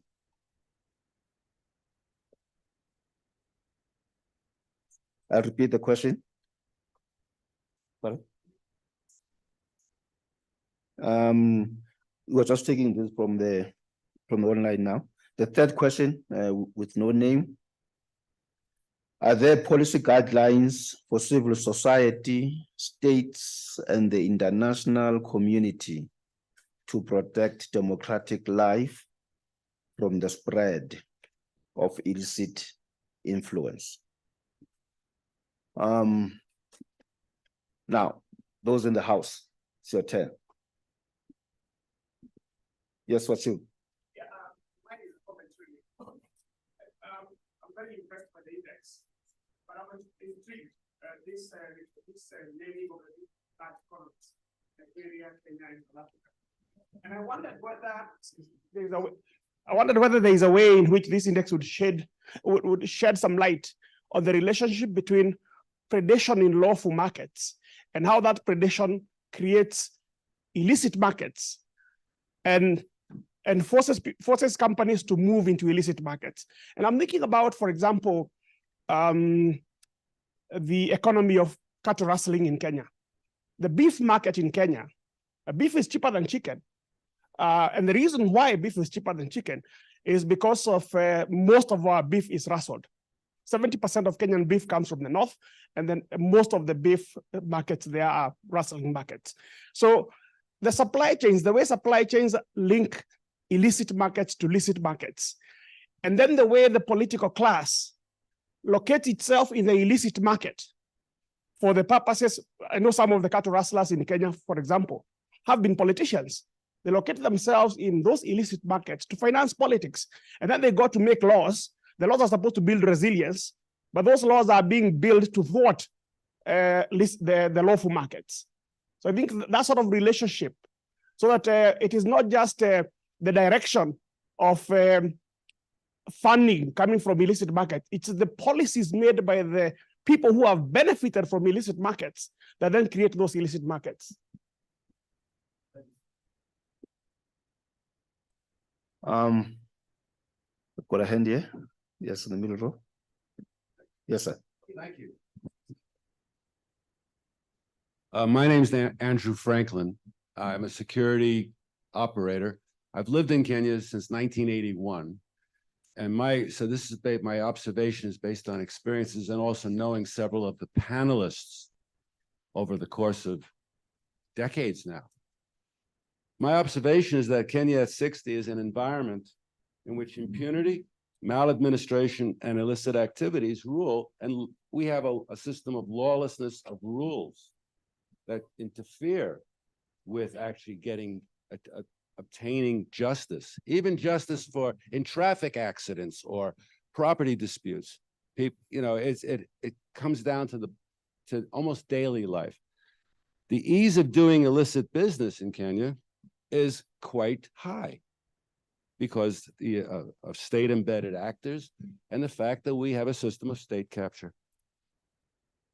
But I think that the practical consequences of what has taken over in Kenya is we have a porous border with Somalia, where even someone who proposes a project to close it 9 years ago gets no traction because the people who have to make the decisions are involved with benefiting from illicit activities involving Somalia, involved with procurement as well. Large companies, multinationals, will have to work with those political actors, those embedded actors. I think also when you look at the problem with elections, people who apply to be considered for positions on the Electoral Management Board, the IEBC here, are excluded despite having all the necessary qualifications, but because there is a notion that somebody's just too honest. Somebody is just too belligerent. Somebody has too much integrity and will not take orders from the political class. So you don't even get a chance to compete. So welcome to my world. But I think it's great having, instead of just my personal views, having it shown up in a study like this. And I appreciate being invited. And I appreciate telling you all that I'm still in the country. Thank you.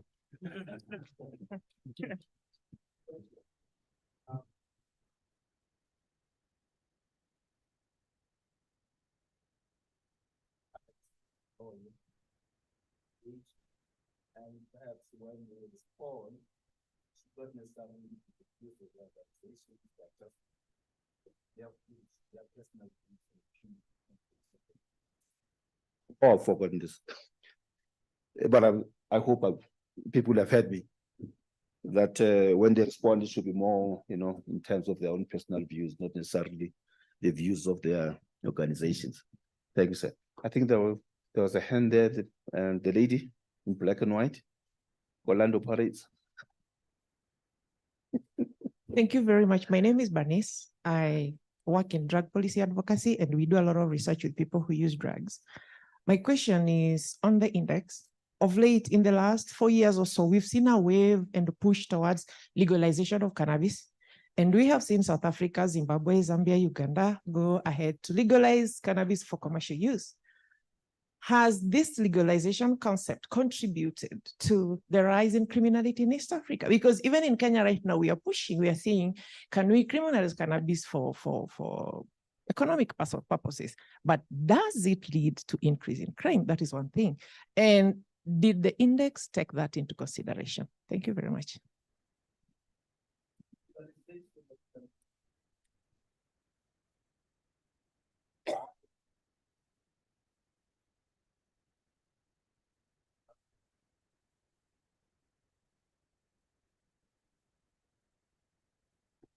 I forgot this, I'm sorry.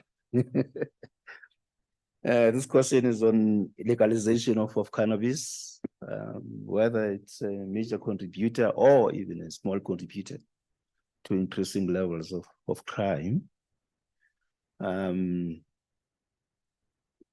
Perhaps we've had about 6 questions. Perhaps let's deal with the answers before we take the next round. I assume, Mark, you are ready to respond to the last question. Over to you, Mark. Thank you. I'll respond quickly to the cannabis question. I'm South African, so the debate in South Africa around cannabis legalization is very hot topic, and as it is in other countries. The index does two things. It is attempting to measure the harm that comes from particular markets. And you will see, I think, in the commentary in different countries, the assessment that experts have in relation to cannabis in the countries where there is discussions around deregulation, legalization, and the like. I think there is no finding in the index, Denise, that the legalization process, let's say it like that, causes increased crime or greater levels of illegality.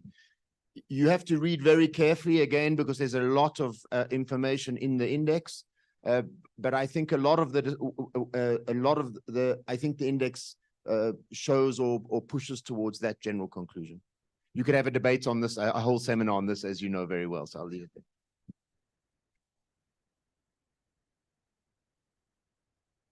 Thank you, Mark. And now back to the panel. Let's go to the first slide. Oh, actually, I forgot to indicate there were mics, standalone mics. What happened? Oh, they're roving now. Oh, okay. Thank you. Thank you so much. Let me respond to concerns raised by my two colleagues there. One, we need to appreciate where we are coming from as a society, as a continent, our value system, the challenge that we are facing in terms of the deficit of simple values of honesty, transparency, and accountability. When you talk about political regime or the laws that we put in place that tend to push legitimate business into that space where they'll do illicit trade, it all lies around the continuum of who we as a society, what we actually envisage for our future generations. And therefore, the space for civil society becomes very important, that if civil society can play a better role, having the space to educate, to empower the common masses, the mass will now hold the leaders accountable. And of course, my brother who has experience in Kenya, you'll understand at the point where the chapter 6 of the Constitution was watered down. So to extend that today, it doesn't have the teeth that it expected to have. Can you remind us of chapter 6 of the Constitution? Integrity. Oh. It talks about integrity and public ethics, among others. So these are issues that actors need to think through on the implication of the erosion of the values within society, and in thinking through that even this index today should speak to the bigger problem within our space, and therefore putting appropriate mechanisms that will involve all stakeholders at whatever level, so that we all work towards a better society. Because realizing the fact that resilience will not be forthcoming if we don't build it from the simplest form in society. I thank you.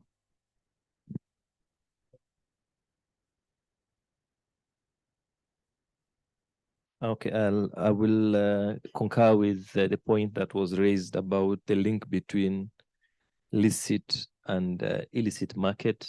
Illicit market, the example that was given by Wachira, the link between cattle rustling, armed trafficking, and finally beef industry in Kenya, which is probably the same model with extractives, for instance, in Central Africa, with the participation of various actors in transnational organized crime in the Sahel.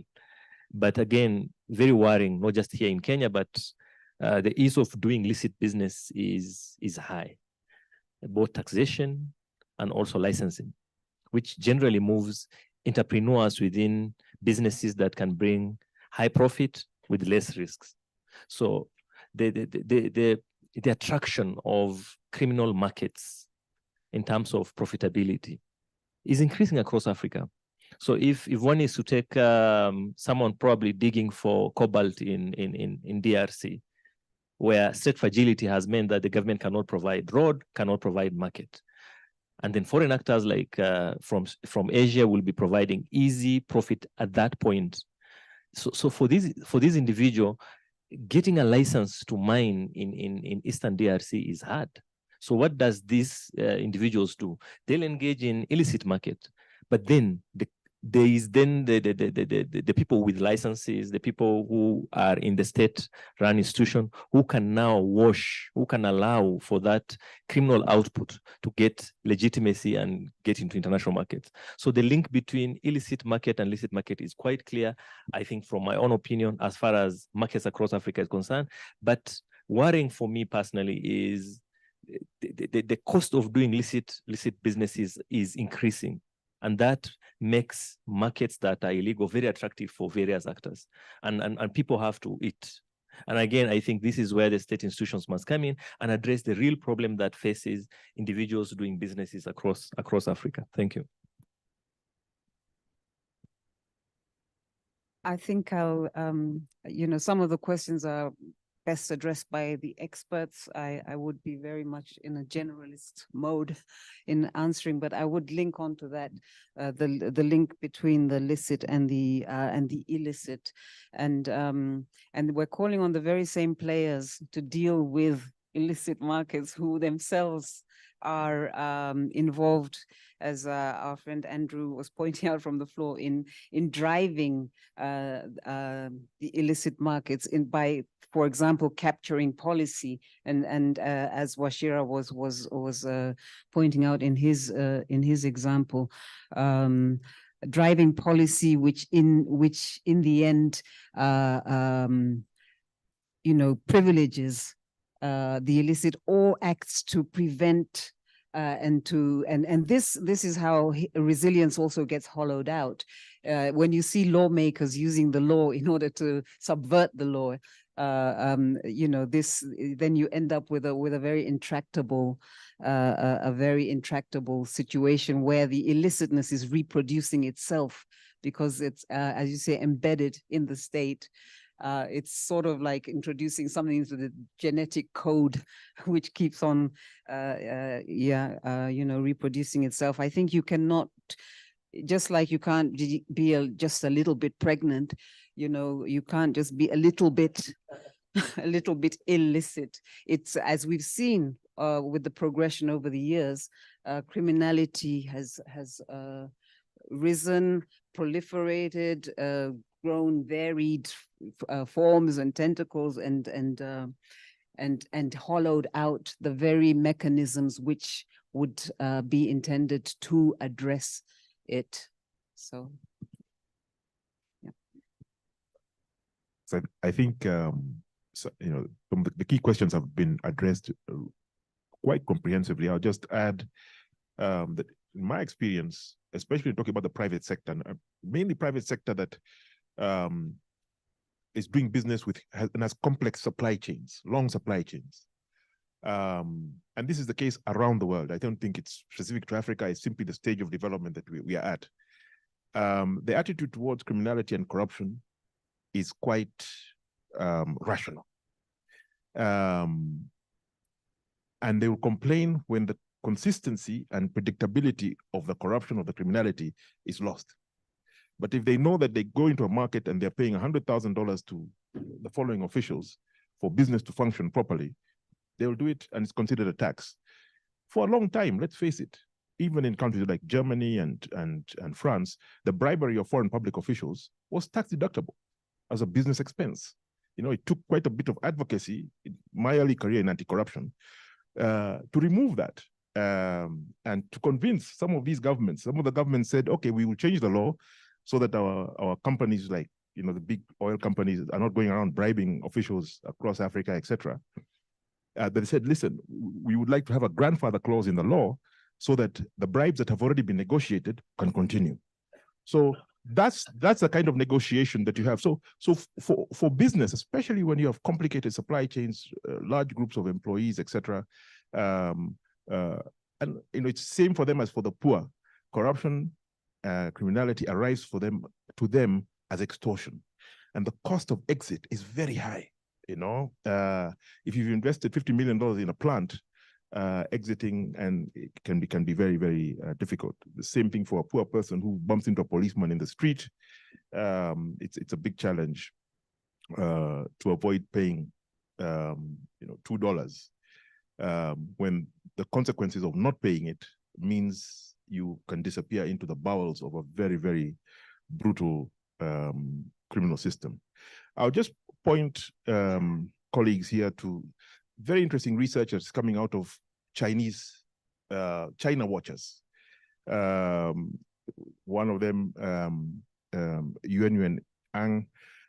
One of the things that has always fascinated me is how come some Asian countries, China, to a certain extent, Indonesia, Thailand, etc., have been able to develop so dramatically, so rapidly since the 1980s, despite having high levels of corruption,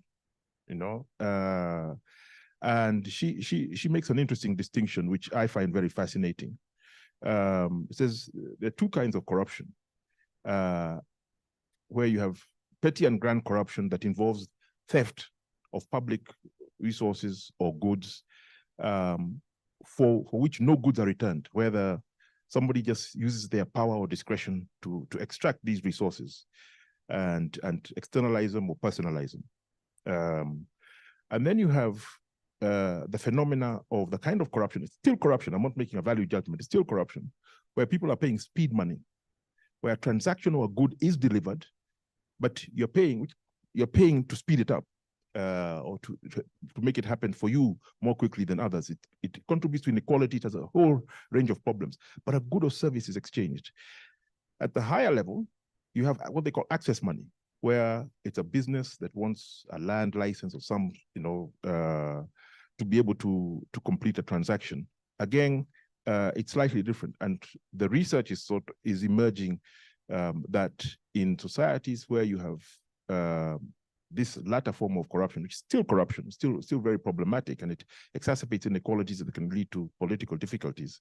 You have nations that are able to grow extremely quickly and lift huge numbers of people out of poverty, as opposed to where you have this purely grim, extractive theft of public resources that are then personalized and often externalized to other countries.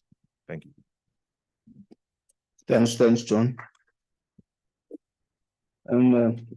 Perhaps to have a bite on the question from Isato, was talking about dirty money being pumped into politics. I think John did allude to it in his main presentation about who pays the price for democracy. For me, it boils down to the question of who funds the political parties during election campaigns, basically. That's what it boils down to. In South Africa, there's been some resistance to legislation on the funding of political parties, though finally we do have it in place now. Those who fund will definitely want to have a say, and they don't have any noble intentions. It's about looting state resources. That's their investment, and they would want to have their high returns.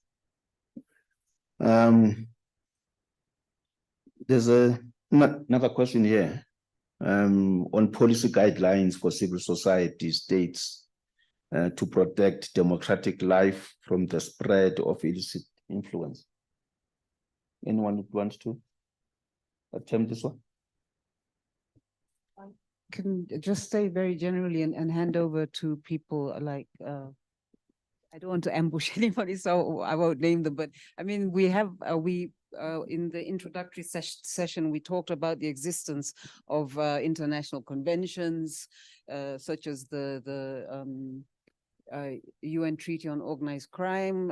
We've got the United Nations Corruption, the United Nations Convention Against Corruption. At the national level, we have a multiplicity of laws. I think John was pointing out that we have various elaborate institutions, laws, our constitutions, etc. So all of these offer guidelines. And we talked about the one of the strengthening aspects of resilience being the international cooperation. So I would just generally comment that there's the existence of very, very many guidelines. Governments seem quite fond of signing on to many of these conventions and treaties. I remember our own Kenyan government in one grand act signed and ratified was the first country to sign and ratify the United Nations Convention Against Corruption. The challenge is, as always, implementation. So I would just very, very quickly say there's the existence of a multiplicity of international conventions. There's a multiplicity of all sorts of protocols, all sorts of agreements, and also all sorts of conventions which are not necessarily formal. By states. At the African Union level, we have a whole architecture of different conventions and agreements. So it's not for lack of guidance that these things are happening. Yeah. Let me protect the left party is in the minority in this house. Let me give them an opportunity. They're overwhelmed by the center party. There's a little bit of the right party there. The left. Thank you, Chair, and thank you to our panelists for that presentation. My name is Athena Morgan, and I'm here on behalf of the children.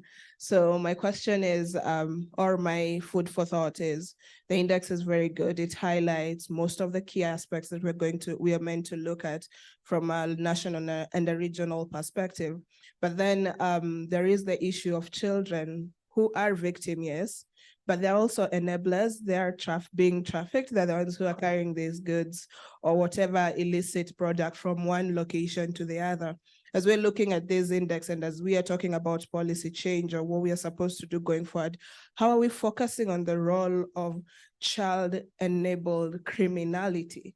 Is that something that we're going to be looking at, and how do we plan to address it? Because at the end of the day, as my colleague over there mentioned, that they're looking at high profit, low risk, and children totally fit into that space. So where do we categorize them in this whole mess of transnational organized crime? Thank you. A good question. Children often find themselves as victims, especially of human trafficking, where we have child labor, sprouting up all over the world. Good question. Yes, sir. Thank you very much. I think that was really an excellent presentation. Gidongo, I would really like the grandfather's clause on all my existing government tenders. And Gladwell, that will mean I'm only being a little bit corrupt because it's going to expire anyway. That was on a lighter note.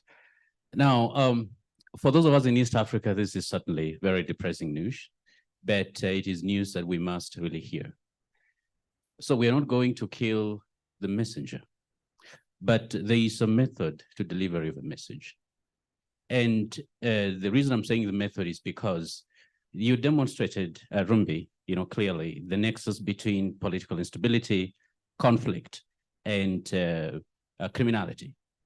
Now, for those of us who are observers with regard to conflict and instability across the continent, it becomes challenging to understand, for instance, how, for instance, South Sudan, Somalia, Ethiopia, Chad were left out as in terms of higher criminality, despite the fact that in terms of incidents of political violence, instability, and conflict is extremely high in those areas in much of the last, few years. And so I think that's something that perhaps, even though you highlighted the limitations, is not something exactly you were able to point it out. And clearly, this is a policy relevant kind of research. Now, I'm curious to understand whether we have some deliberate effort to invite policymakers in this room, or whether we are running the risk of talking to ourselves as research institutions and think tanks, which a lot of times may really not end up anywhere. Thank you very much.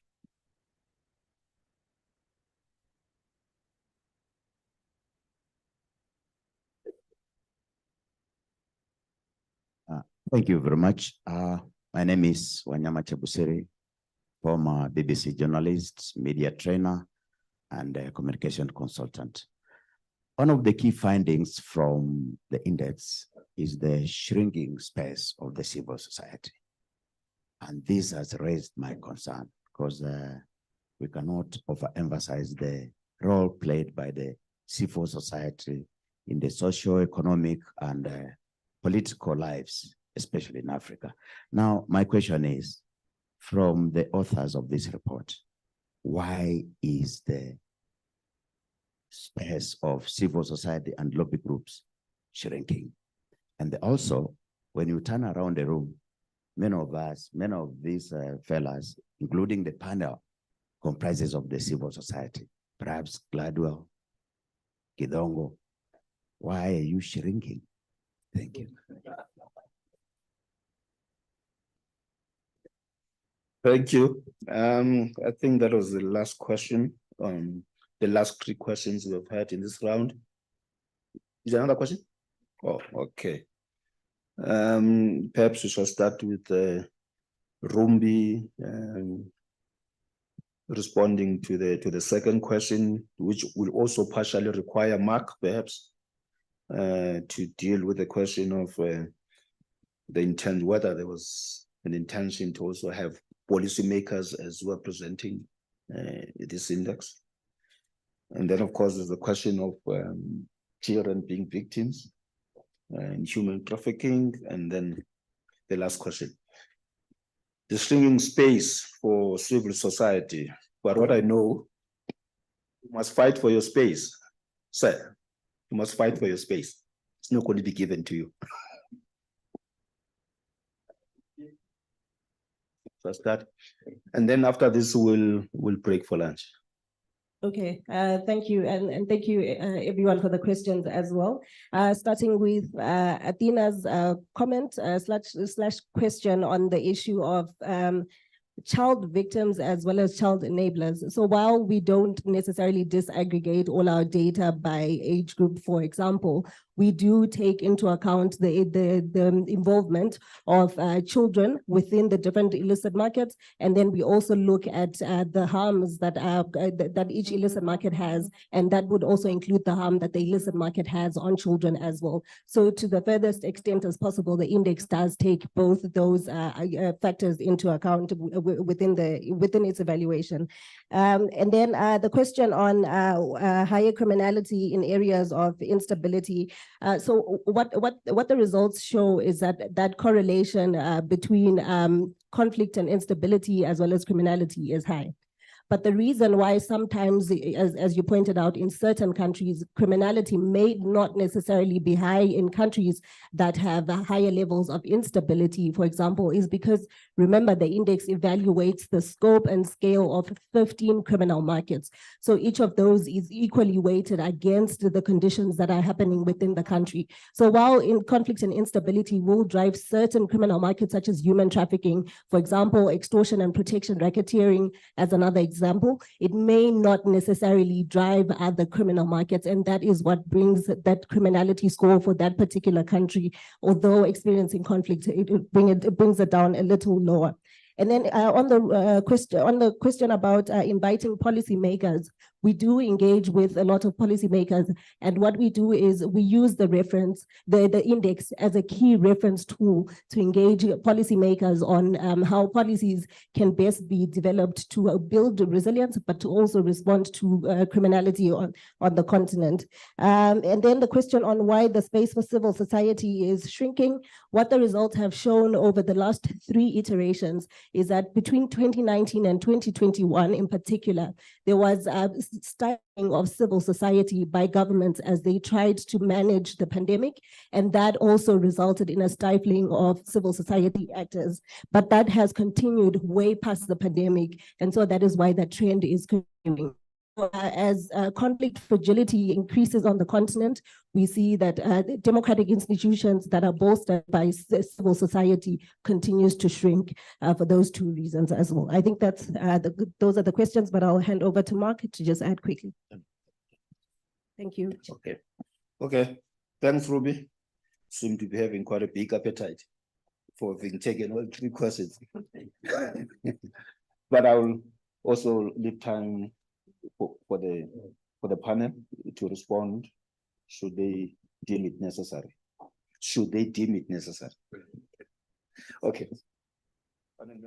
Oh.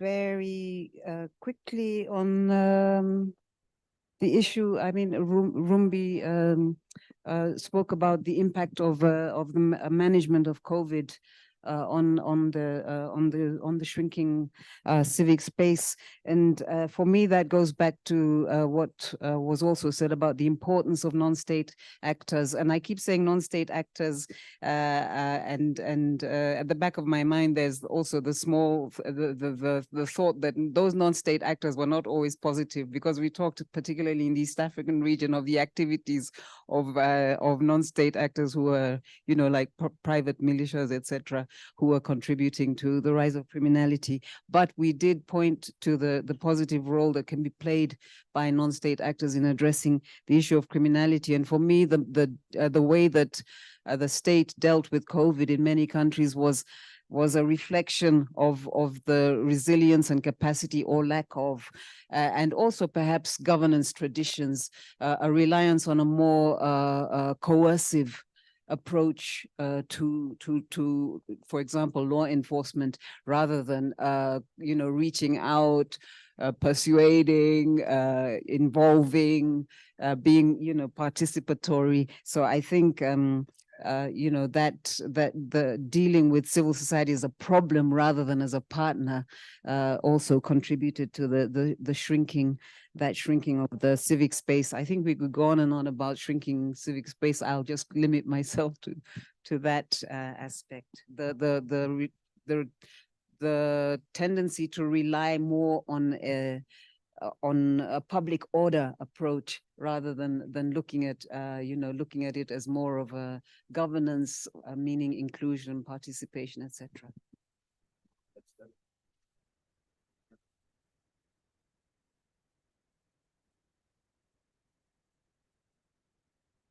Question on Chad, South Sudan, Sudan, Ethiopia, having high criminality, but again, when you look at the scores, we appear to be winning against them, despite in Kenya. In this case, I'm talking about Kenya. This has something to do with the diversity of criminal markets and actors in countries like Kenya, Kenya, Nigeria, and South Africa, in comparison with these more conflict-prone countries. Take the case of Somalia, for instance. If one is to take indicator like narcotics or cannabis and so on, the consumption will be definitely much lower than our own. So this is a market that is, if aggregated by across the 15 different criminal markets, they'll have less on this one, despite the fact that they might have more illicit flows of finance through Hawala market and money laundering by state-embedded actors from that country into the region. But then there are certain markets that are prevalent in more countries that have stable economies like us than those other countries. That could account for their lower score, but that doesn't really mean. So it's important for individual countries to look at what are the markets that are extremely high, and therefore the intervention can go towards that, both by international partnership and also their own governmental interventions. Thank you. Okay, thanks. Well, on that note, let me thank you, the audience, everybody who has participated. Let me thank all the speakers that we have had this morning up until now. And also let me thank you for being a disciplined audience. Though I didn't remind you to put your phones on silent, not a single phone did ring. It's commendable. Thank you very much for that. Please don't forget to to fill in the evaluation forms as we go out. Would like to get your feedback. They say feedback is the breakfast of champions. And then you are all invited for lunch, which will be served downstairs in the restaurant. Which one? The two? The ladder. You're all welcome to join us for lunch. Thank you very much.